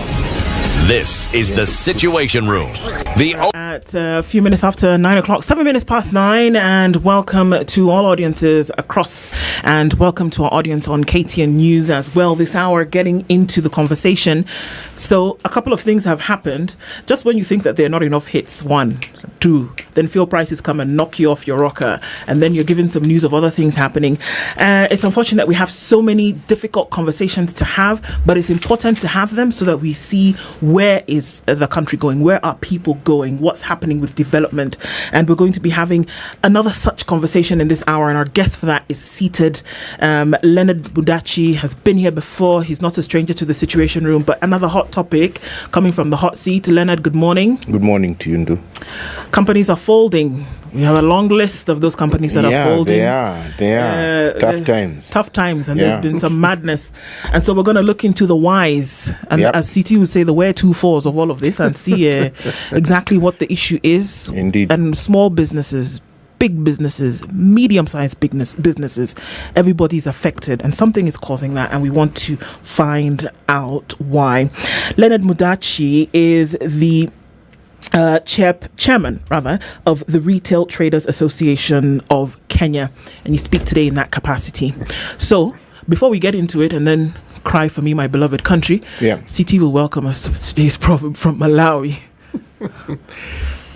A piece of incense may be as large as the knee, but unless burnt, emits no fragrance. Wow. Leonard, what do you think about that? What does that mean to you? I think for me, I'll take it from the perspective of it's more quality rather than quantity, in the sense that it's not how much you do, but how effective you are in what you do. You may do a little and have great impact, and you may do a lot. And I think the log in this case, fragrance log that has no smell, is an example of doing a lot and not having an impact really. And you maybe have a small piece of sandalwood and you burn it and it has great fragrance and impact in the room if you're trying to get a good smell in a room. City is impressed by your fragrance knowledge. He stopped at sandalwood. Yeah, by the time someone gets to sandalwood, as you would say, touche. Touche, what I mean. Wow, I'm impressed too. Wow, okay, so I didn't see it going that way, but all right, we'll take it. So I'm just looking at some headlines, Leonard, as we get into this conversation. Looking at some headlines, and they've made their way, and it didn't start in September 2023. We saw from a year ago where the big financial firms around the world started to give, warning signals, and they said there's something going on here. And we started to see indications that businesses in this part of the world were then starting to shut down. Of course, we know the COVID effect. There was the COVID effect, and we knew that because of the type of certain businesses, they had to shut down immediately because, there was no congregation of persons, things like that did not take place. But what we are seeing now is something more. It's a little bit more than because a global phenomenon has asked you to stop doing business, but there's something else that's going on. And we've seen the folding of very many firms in Kenya. There's a list even that has come out. There was a list that came out last year. And I guess the overarching question right now is, what on earth is going on? Like you're right in saying that this started globally. I don't think we're isolated. I think we have, if we're to look at the last 3 to 4 years, they have been events of a lifetime. And but let's go back a bit and interrogate capital, or where does money come from for businesses.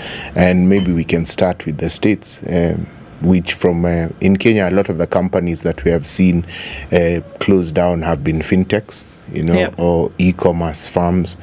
And we can trace that back to where money comes from. So there was a season in the States where let's look at money as a commodity, and it is in most cases. There was very cheap money available in the States. So if you understand how private equity works or venture capital, they don't have their own money. They get their money from pension funds or other large holders of capital who give them money to go ahead and invest in this money, in these various businesses. Right. Now, that is fine when they have nowhere else to put that money and make a healthy return. So let's just, for conversation's sake, take an example and say, okay, I'm a large pension fund from the States, let's say the police department pension fund, and I have X billion dollars, and I give it to Fund X to manage, and Fund X tells me, we'll give you a return of 7%. Yeah? So I'm like, okay. At that time, when there was cheap money in the States, the market or the US treasuries were giving what? 0.5 or 1%. So you look at that 7 and you look at that 1, and you're like, okay, this one is higher risk, but I'll take it because it gives me a greater return. So we had a decade or so where a lot of companies came up with a model where sustainability and profitability was not the initial goal. That the goal was scale. Now that's great because there was cheap money. So people are saying, fine, show us that you're continuing to grow even before you're profitable. We're fine with that because we can see the growth. And then things changed, or the rug was pulled from under them. And you now see, I think today the US Treasury bills are sitting at maybe 7, if not 8%. 8%, yeah. Now, when you look at it from that perspective, I have the same pension funds. Why would I put my money in high risk PE or venture capital at the expense of and there's treasury bills, which is very low risk money. I just put my money there and get my 8%. Now, why does that come back to that should affect the States? And we saw everyone, we saw Google, we saw Facebook, we saw everyone laying off people. So why did it come to affect us? Now we come to, where does the money that was funding the fintechs come from? It comes from the very PEs, private equity firms and venture capitalists that were getting that cheap money in the States. So overnight, you had companies which had been told, grow, says, oh, we're not yet profitable, it's okay, grow, we want you to have a larger footprint, spread yourself, go, and overnight it's like, where's the profitability? And because he who pays the piper calls the tune. So they come and that is a dramatic, it may not be the only reason, but it is a big reason. So companies who had gone, you hear them talk about Series A, Series B, companies who are in funding rounds found the funding market a bit dire, in comparison to previous years, when they would go and set their targets for fundraising, which were informed by their business plans, and they would then go out and get their money.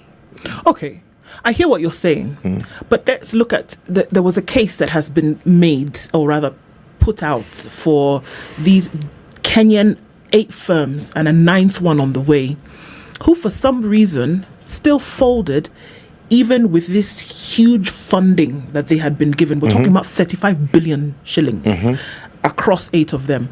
Are we looking at them folding? And when we talk about folding, they've closed shop. Everything shut down. We're done. Right? They received this money. So are you saying that in the blink of an eye, where the money came from, there is an ask as per profitability? We've given you this money, show us what you're doing with it, and with an inability to produce profit or to at least give an explanation why, what are we saying happened? That this money was pulled out? No, we're saying that there was a shift in the needs and wants of the funder. So the funder originally was chasing growth, and the business plans for those businesses were built around growth. And you are told, go and grow. Yeah, and growth and profitability are not the same thing. No, you can say, okay, let's take an example of Uber. You know, Uber is I'm not up to date for this year, but is not a profitable company. Yeah, but they have a system that is growth based. Says we'll build a footprint. Yeah, go into as many countries as you can. Eventually, when you own the ecosystem or you have grown to a certain level, the profitability will come. Yeah, so a lot of that happened in Kenya. It was like, we'll make money on scale. So the first priority is not growth. If you're to prioritize the list, let's say we're saying profitability, and then after profitability, scale. But this one was flipped, and we're told, okay, first we want you to grow. So you had companies which are maybe, let's say, Nairobi based only, yeah, and were earmarked to go to maybe to be profitable in the next 6 months. Yeah, but in the 6 months you're told no, go to Mombasa. And you go to Mombasa, you're not yet making money in Nairobi. So now you have Nairobi expenses plus Mombasa expenses. And when you start to gain a foothold in Mombasa, you're told, oh, let's go to Nakuru, so that we can show our potential funders in the future that we are big. You know, because let's also not forget that we're a relatively small market as Kenya. So to show the kind of scale that the global funders would be interested in, you have to be small by their standard is probably medium by ours. Yeah. So they want you to scale to a level where you say, this is the potential we're showing you. So look, give us money because we're already on this path. Look what we did in Nairobi. Look what we did in Mombasa. Look what we're doing in Nakuru. So give us money to cover the whole of Kenya. Yeah. Now imagine if that's you, and you're running that business.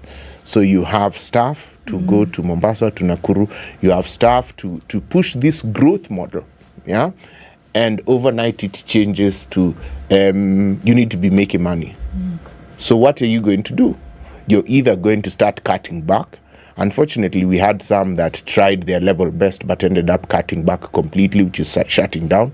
But you also have many others who just shut down markets and say, okay, we are closing down this market, we're closing down this market, and we're remaining with this, all in an attempt to get that profitability.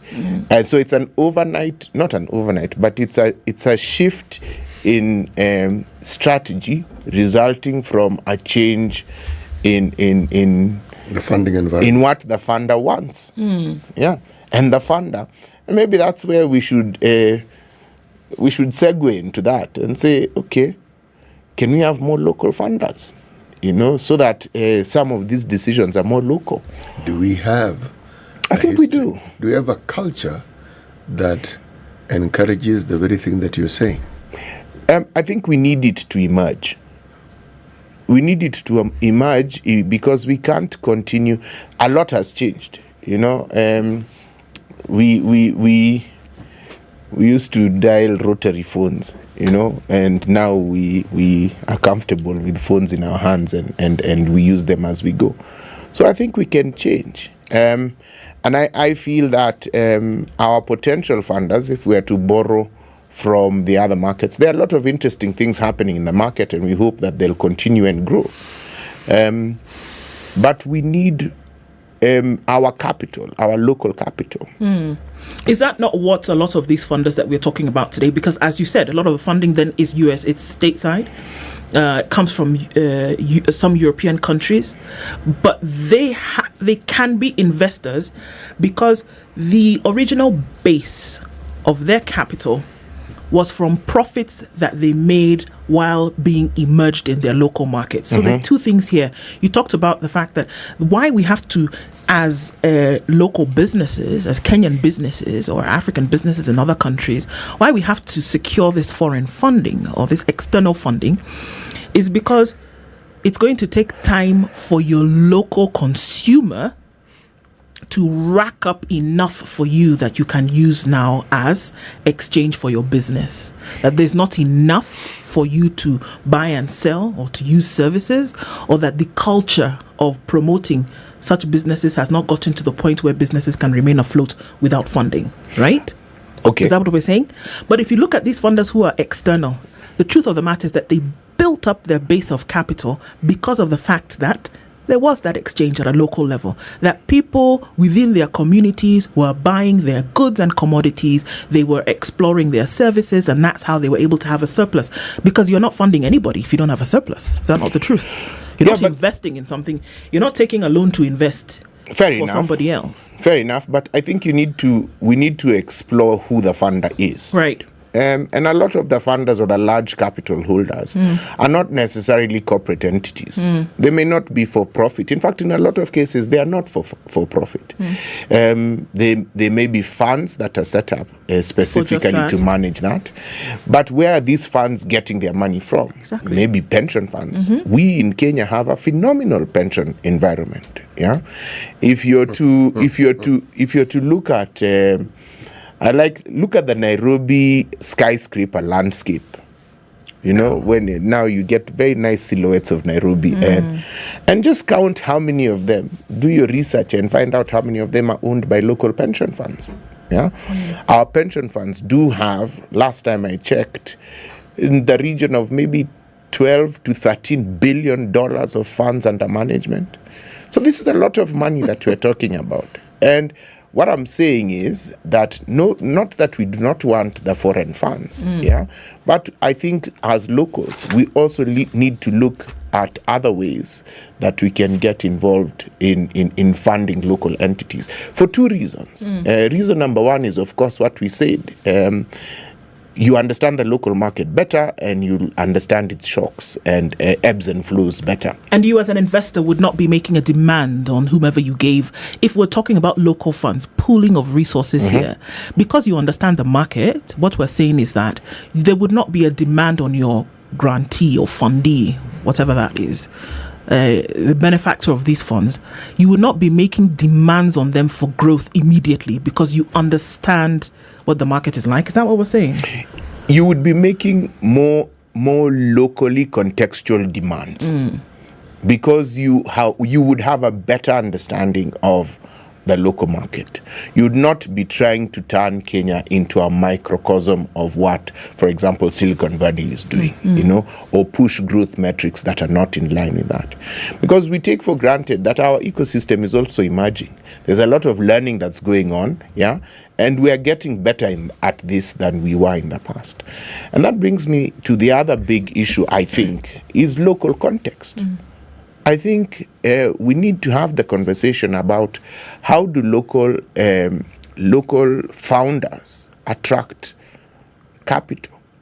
It's not always the case. And sometimes you do have some examples of entities which come into the market. Nothing against foreign direct investment, but I think we have not been good at valuing local intellect. And local intellect has value. You do have some concepts. Actually, one of the companies that is mentioned on that list is in the food space, which I'm in. And when they got the funding that they got, a lot of us local players were like, what? How? And you don't want to pour cold water on someone's idea, particularly because they've gotten funding, but you have to question who gave you money on the concept and that if you apply local norms and local nuances to it, does not hold water, for simple facts. So I think local context is a big thing, and it does have a value, and it should be valued. And I think local players, even the international players who come in and fund, need to place a greater premium on local context and understanding on local nuances. I mean, we had a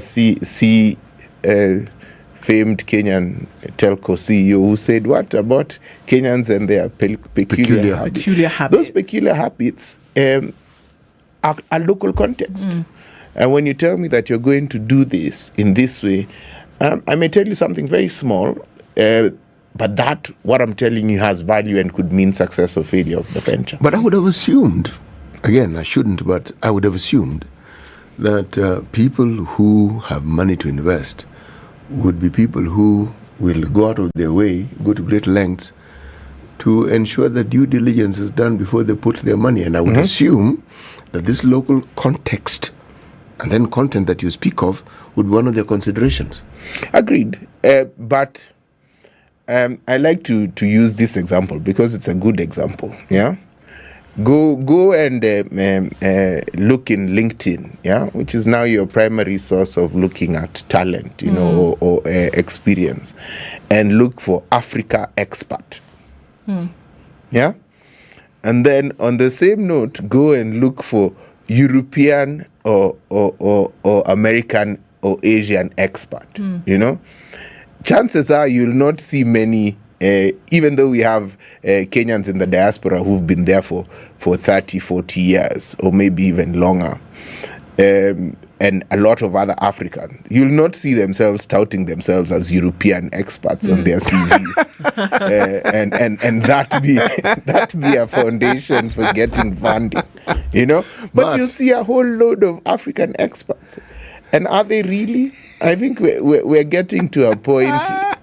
We're getting to a point in the local market where we are owning our narrative better. And as a result... Or at the very basic minimum, owning our narrative. We're owning our narrative, yeah. And so that needs to translate into the whole capital discussion. Yeah. You know, the question about funding and business, look at the prevailing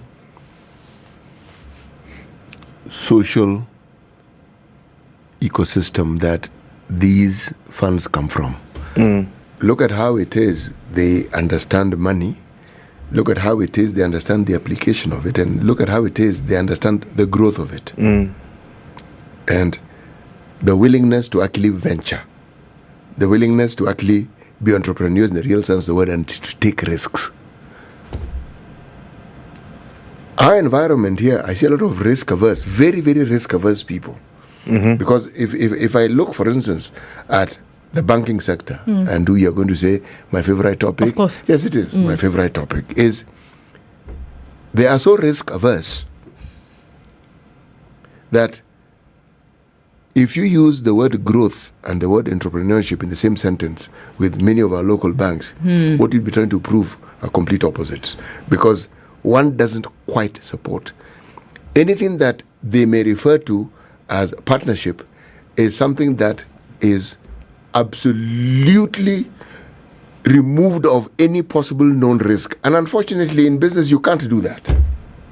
You'll go up to a certain point. And then you talk about the monies that we have in the pension sphere. It is a ton of money. But who benefits from it? So, you raise a very interesting topic in the sense that where is our money invested? Yes. And who?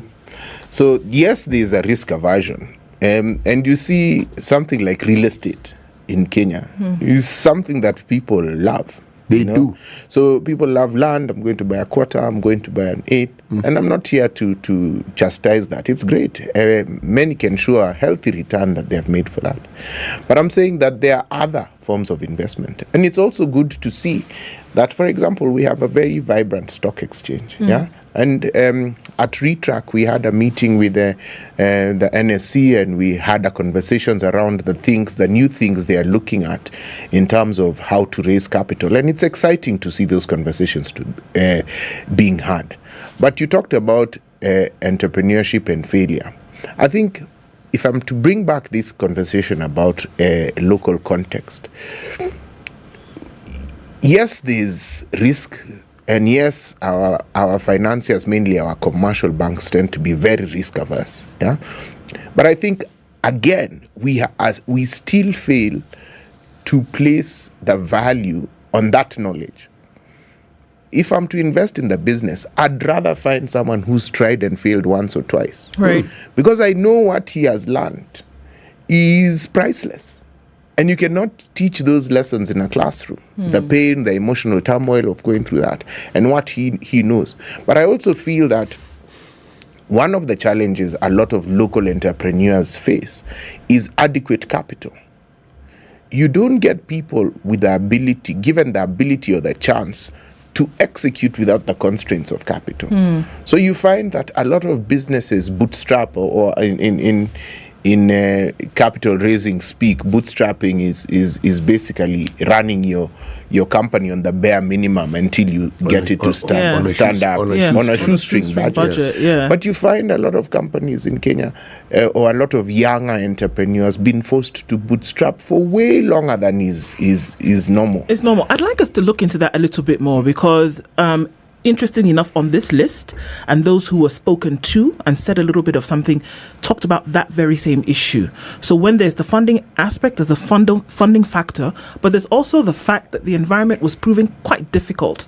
Access to capital, the business environment was then difficult to navigate through. And let's look at those when we talk about local solutions. We'll do that when we come back from this break. And it's at this point that we talk about something special happening on October 29th.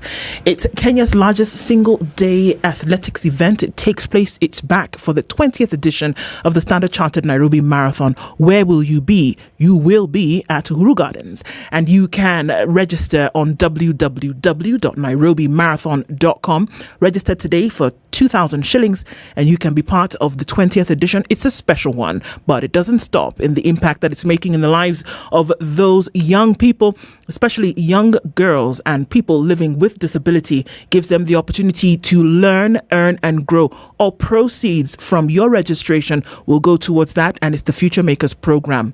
It's Kenya's largest single-day athletics event, the Nairobi Standard Chartered Marathon, taking place on the 29th of October. Register today.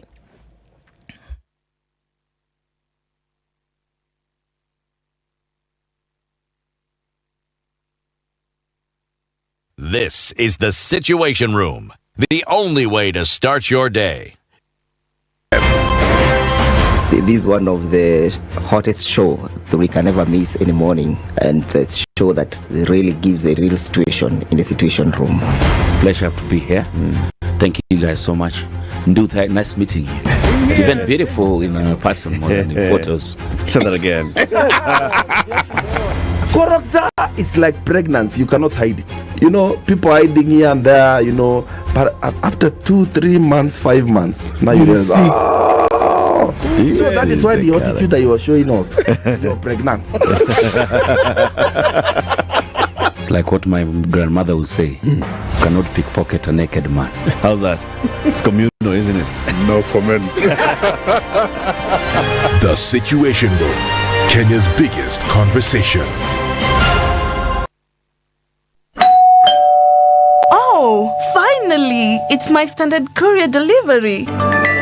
At Standard Courier, we know that your time is valuable. That's why we guarantee swift and efficient deliveries to your doorstep every time. Give us a call on 0793 599 684 or schedule your next delivery by visiting our website www.standardmedia.co.ke/courier. Trust Standard Courier service for all your courier needs. We deliver with pride. Some very nice, mature music. They really took me back to my days, and I can just feel young again and enjoy the vibes. Spice. I'm a big listener of Spice FM. You play the best music. This is 94.4 Spice FM. Business News with Spice FM. I'm Dennis Aseto. The Communication Authority of Kenya has suspended Ezra Chiloba as its Director General. Instead, CA Chairperson Mary Mungai has appointed Christopher Ombua to sit in an acting capacity. Chiloba, who previously served as the CEO of the Independent Electoral Boundaries Commission, was appointed to the CA post in 2021, replacing the late Francis Wangosi. The National Treasury is warning of a looming debt crisis as a result of global shocks and a slowdown in economic growth. In its draft 2023 budget review and outlook paper, the National Treasury says that the country's debt debt service to revenue ratio will breach the 18% threshold in 2024. It links the high debt service to the revenue ratio in 2024 to the maturity of international sovereign bond.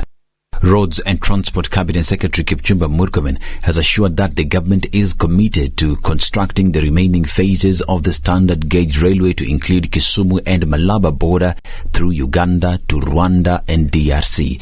During the Dutch trade mission on port development, Murkomen said the SGR railway development will be open to private investment, adding that the extension will be integrated with the development of logistics hubs and industrial parks.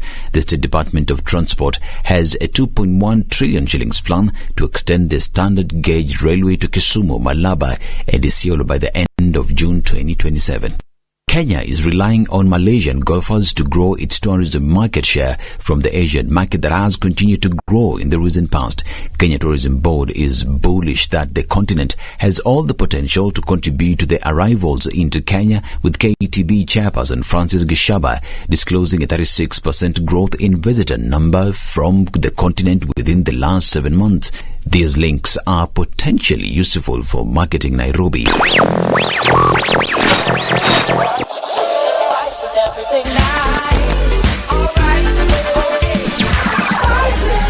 Spice up your life. Mature, intelligent talk every morning. Spice up yourself.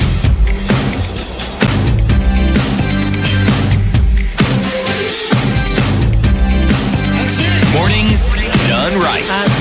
94.4 Spice FM. In conversation, Leonard Mudachi is here in the studio with us. He is the chairperson of the Retail Traders Association of Kenya.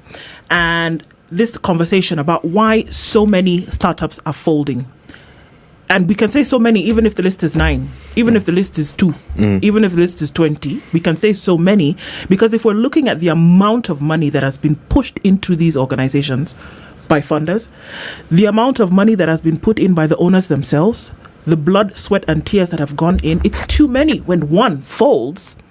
And the reasons that they're giving, many could argue, are things that could have been avoided or sorted out in the moment where there was a call for help.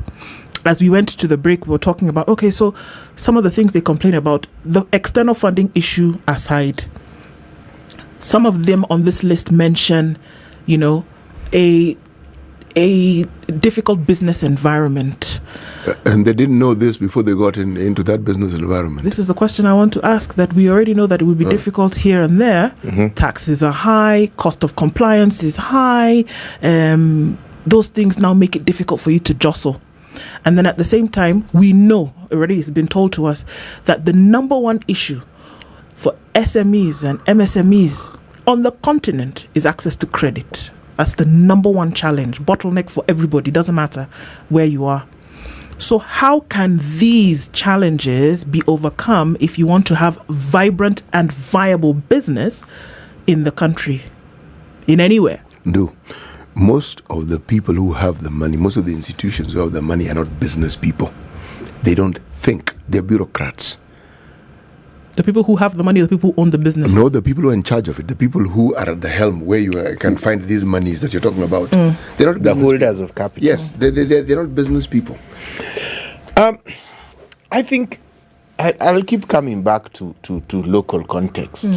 I think we have to give local entrepreneurs and local entities, the value, and I call it non-capital value. When you're looking at what you bring to a business, you don't just bring money. Otherwise, you'd have just left the money there and you would have multiplied, But you're investing in something. Now, that something has a value. Now, where are we going to... What you talk about is the lack of adequate capitalization. There are some basic things a business needs to do to take off. Yep. Yeah. Now, most don't start with even those basic things. They are starting from far below. So instead of focusing on fixing the problem that they saw in setting up the business and getting to a certain point where they see success or failure, they are focused on survival from day one. And that would not be the case if they were adequately funded. And I'm not sitting here saying that if you throw money at a problem, it disappears, because we all know that not to be true. But what I'm saying is that take, whether it's going to be a pilot, take some of these young entrepreneurial businesses, fund them adequately, set up controls and measures to monitor that funding, and let them be. Because a lot of these businesses were not executing models that the founders or the local founders were entirely taken to. Some of them were executing, had models tweaked to meet the requirements of the funders. So my plea for more local funding, and I'm glad to say that you can begin to see it coming through. We hope we can see more of it in the next decade, but is because I think we will build much more sustainable local businesses if those that are funding, one, are local and can see the nuances, but even if they're international, if they respect and give due credence to local context. Nairobi is not a microcosm of the Silicon Valley. It's Nairobi. The nuances of how the Nairobi consumer behaves and how he consumes are different, even though you're consuming the same thing, So can we give that its proper place in the whole capital discussion? Does it tell, or does it give a foreboding atmosphere around the business environment in the country if we see this happening in 2023? We're not talking about something that happened 10 years ago. We're saying that businesses fold, and businesses folded in the last 6 months. Yeah. This year. So for those who, and we also know that it's been touted, entrepreneurship is one of the factors of development. When you see that now individuals or groups of people then now have the might and muscle to come together and form businesses whereby they can provide, goods and services to the general population for which it will be exchanged for money, you start to grow and mushrooming development takes place, right? We know that. But if the environment is showing that it's hostile, at whatever level, external, internal, with government, wherever, how does that then foster growth when you say, again, entrepreneurship and the development of business is a factor for development, and we can see that the environment does not provide that atmosphere that is necessary for that to grow? Who are these people who are going to come tomorrow after having seen 8 businesses shut down, and they're going to say, well, okay, I'm going to try this, why not, I can survive? Who are those? I think they're there in the sense that sometimes opportunities show themselves in the midst of chaos. Chaotic environments are sometimes when you see the real problems and you see what solutions you can provide. And probably the place where you make the most profits if you actually understand how to navigate those. Very true. And we're not talking about again, this is not a Kenyan problem. This closure of businesses has been happening internationally. Of course, this year we have really seen the government flex its muscle and really, I would say, hit us where it hurts, because the market is tough, but everything is going up, so that doesn't help either. But they will still be there. I'm sure there's someone somewhere still thinking up a solution and a business to open. You're seeing a lot of these businesses, not all of them that had their funding either rearranged or it dried up. Not all of them closed. Some of them are now trying to rethink their models and say, how do I change to see how I can work within the means that I have, and are doing business plans that speak to that. So there'll always be people ready to come and start businesses, and we're in a tough season, yes, but I think there still are great opportunities, and the greatest I lean to, and I hope, is Kenya is a blessed nation when it comes to the capacity and the intellect of what we have as a people. The knowledge of different sectors is quite phenomenal.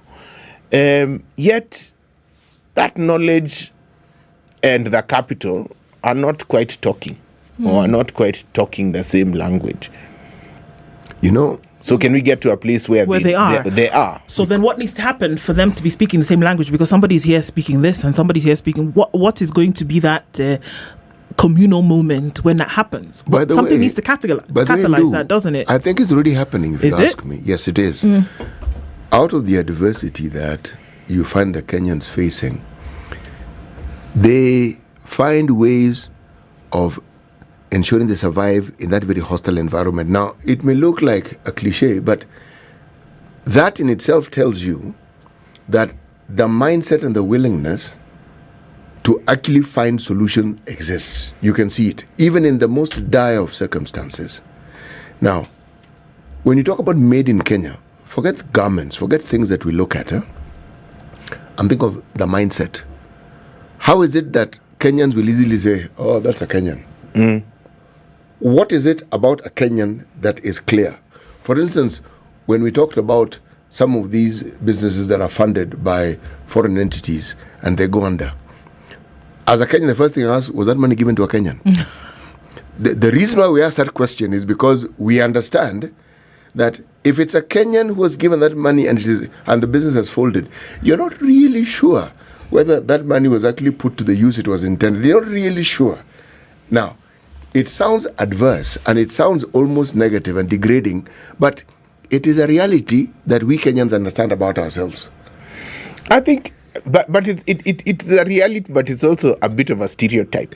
Yes, it is. In the sense that... Not a bit. Yeah. It's very much a stereotype. Yes. Yes. In the sense that I think some of the brilliant stories of Kenyan entrepreneurship, one of the challenges we have as a nation is that they are not heard. You know, our tenderpreneurs are very visible and vocal and, boisterous, and they're in your face. And they're consuming conspicuously for the whole world to see. So the aspirations are that is business. That's not business. But there are lots of Kenyan businesses. There are lots of Kenyans running really well-built businesses. Yes, they are. And that have even survived generations, and are very well run and are aspiring for greater. Now, the question is, even those ones, how do we connect them, or how does local capital connect with them so that we can start to build regional and continental powerhouses? But consider the dominant narrative is the one I presented. Agreed. Which has a very negative tinge to it. But you're right. As we were talking earlier on, talking about the food industry, I'm reminded of Kosewe. Okay? A simple concept. Look at the very humble beginnings. And how it became a go-to eatery. Yes. Okay? Now, almost unbelievably so. I'm saying unbelievably so because just the numbers of people who would go there, it competed favorably with some of the best eateries that people talk about. Agreed. Now, that's local, as local as it gets. Sure. Okay. Yeah. In everything. Now there are others.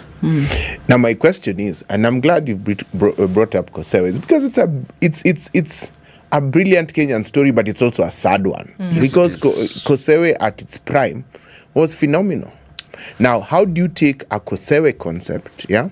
Now, what happened to Kosewe? If you look at Kosewe, ownership is the quest to grow a business and make it into a big business of what it does very well. Yes. Or is the quest to make some money and then go into other things? Yeah. Were you a food operator From aspiring to be a landlord, for example, or a hotelier? So you now starve the goose that's laying the golden egg of capital by taking out that capital to do other things. And it saddens me because I think it was an amazing brand. Do you think that's what ails businesses? It is part of what? To a large extent. Because, you're doing well, you're chugging along, you're doing the thing, right?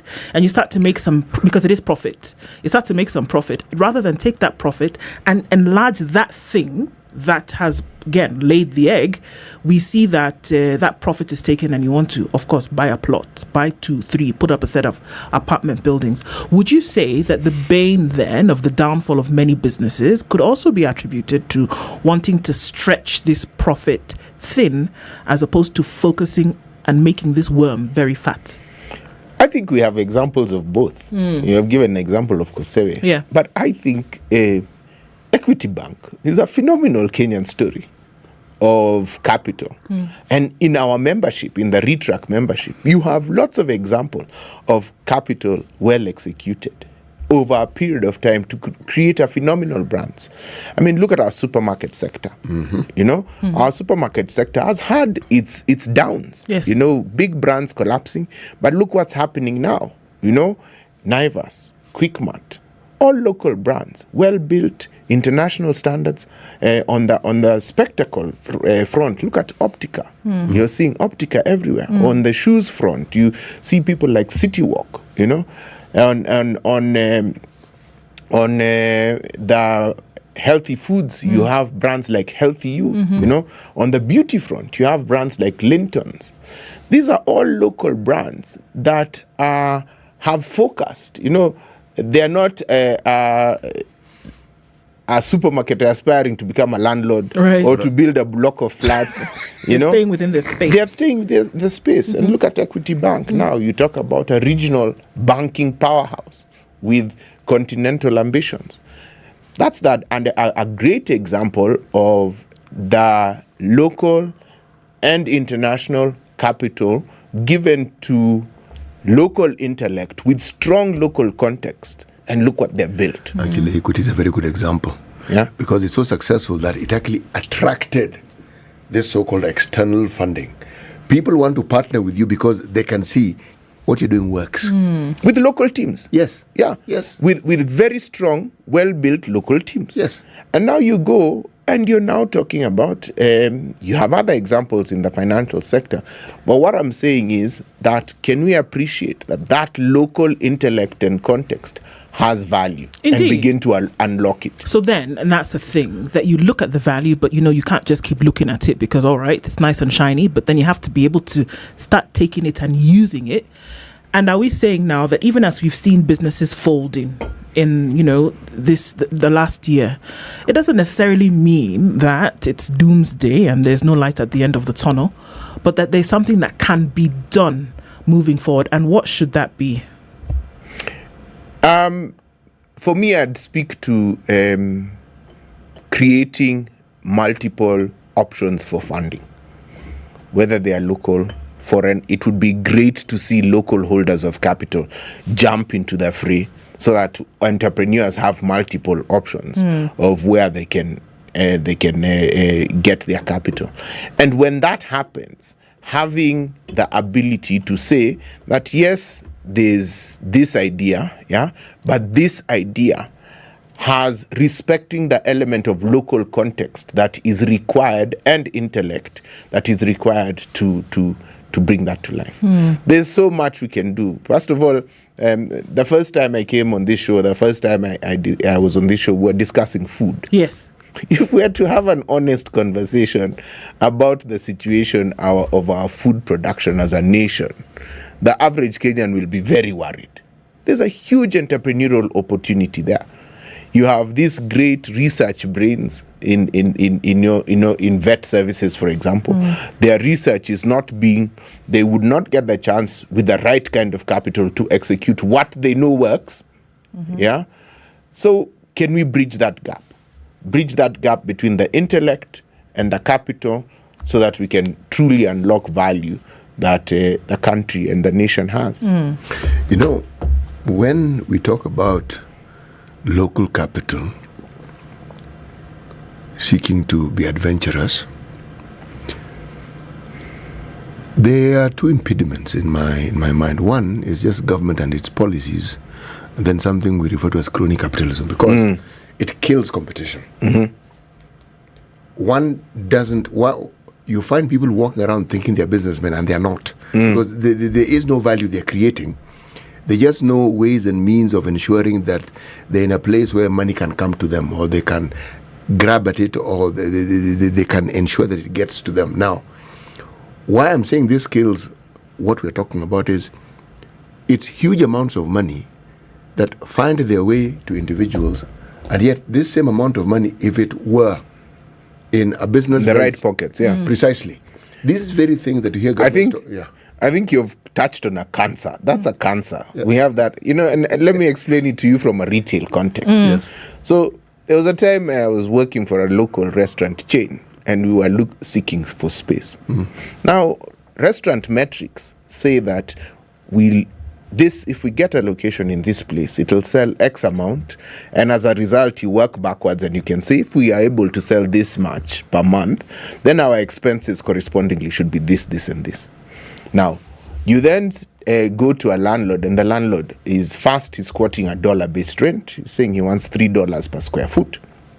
And you're like, I won't make money on $3 per square foot because we were running our business based on restaurant metrics. But what is the landlord's response? He's saying people are signing up. This same space that you're complaining about, and saying that it doesn't make commercial sense to take it up, even though you want to be in this location, there are people taking it up. Now, those people who are taking it up are the ones you speak about. They are not in it. They are either wives, husbands, mistresses, or children. And they are given money, and if the business can't pay for the rent, more money will be availed and the rent will be paid. So that muddies the waters, because then you have unrealistic rents. Landlords feel that, I can get this rent. I am getting this rent. But who is he getting that rent from? Let's look at a point to continue the conversation on into the future. And the thing is that the environment could look hostile, because in many cases it is. But are we saying that there is a way in which, those who will go into business, those who will have startups, those who will look towards communities to say we can grow this thing, actually still have an opportunity to strike fire? Indeed, they do. And I'm here. I'm going nowhere. So I'm in this space. We'll continue to be in this space, learn from the lessons and the failures. But there are many of us in the market. And we'll continue to beat this drum of having this conversation about capital from a different perspective. It's no different from the conversation the president is having in an international context, where he's saying the risk premium you place on Africa is unrealistic. So we are having the same conversation in the local context, and we'll continue to have it, and we hope for success. Indeed. Leonard Mudachi is the chairman of the Kenya Traders Association, Retail Traders Association of Kenya, and he's been our guest this hour. There's light, and this light we can see. It's a good thing. Thank you so much for being our guest this hour. Thank you for having me. And of course, more conversations to be had in the future. Thank you very much. Folks, it's always great to have you on Kenya's Biggest Conversation every morning. Thanks for hanging out and joining this conversation with us since 6 a.m. We'll be here back tomorrow morning at 6 to do it again. Have a wonderful rest of the day. Keep it Spice FM. It's 10 a.m.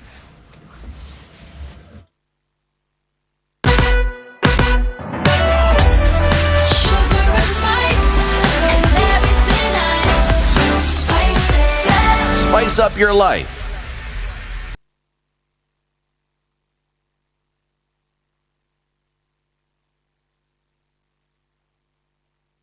On Vibes Radio. Good morning, this is Newswire. Dennis Aseto. Mercy Tarus from Wasangisha County, who put Senator Jackson Mandago on the spot over the controversial education airlift scandal, says that the situation has left many reeling in pain. In an interview with Vibe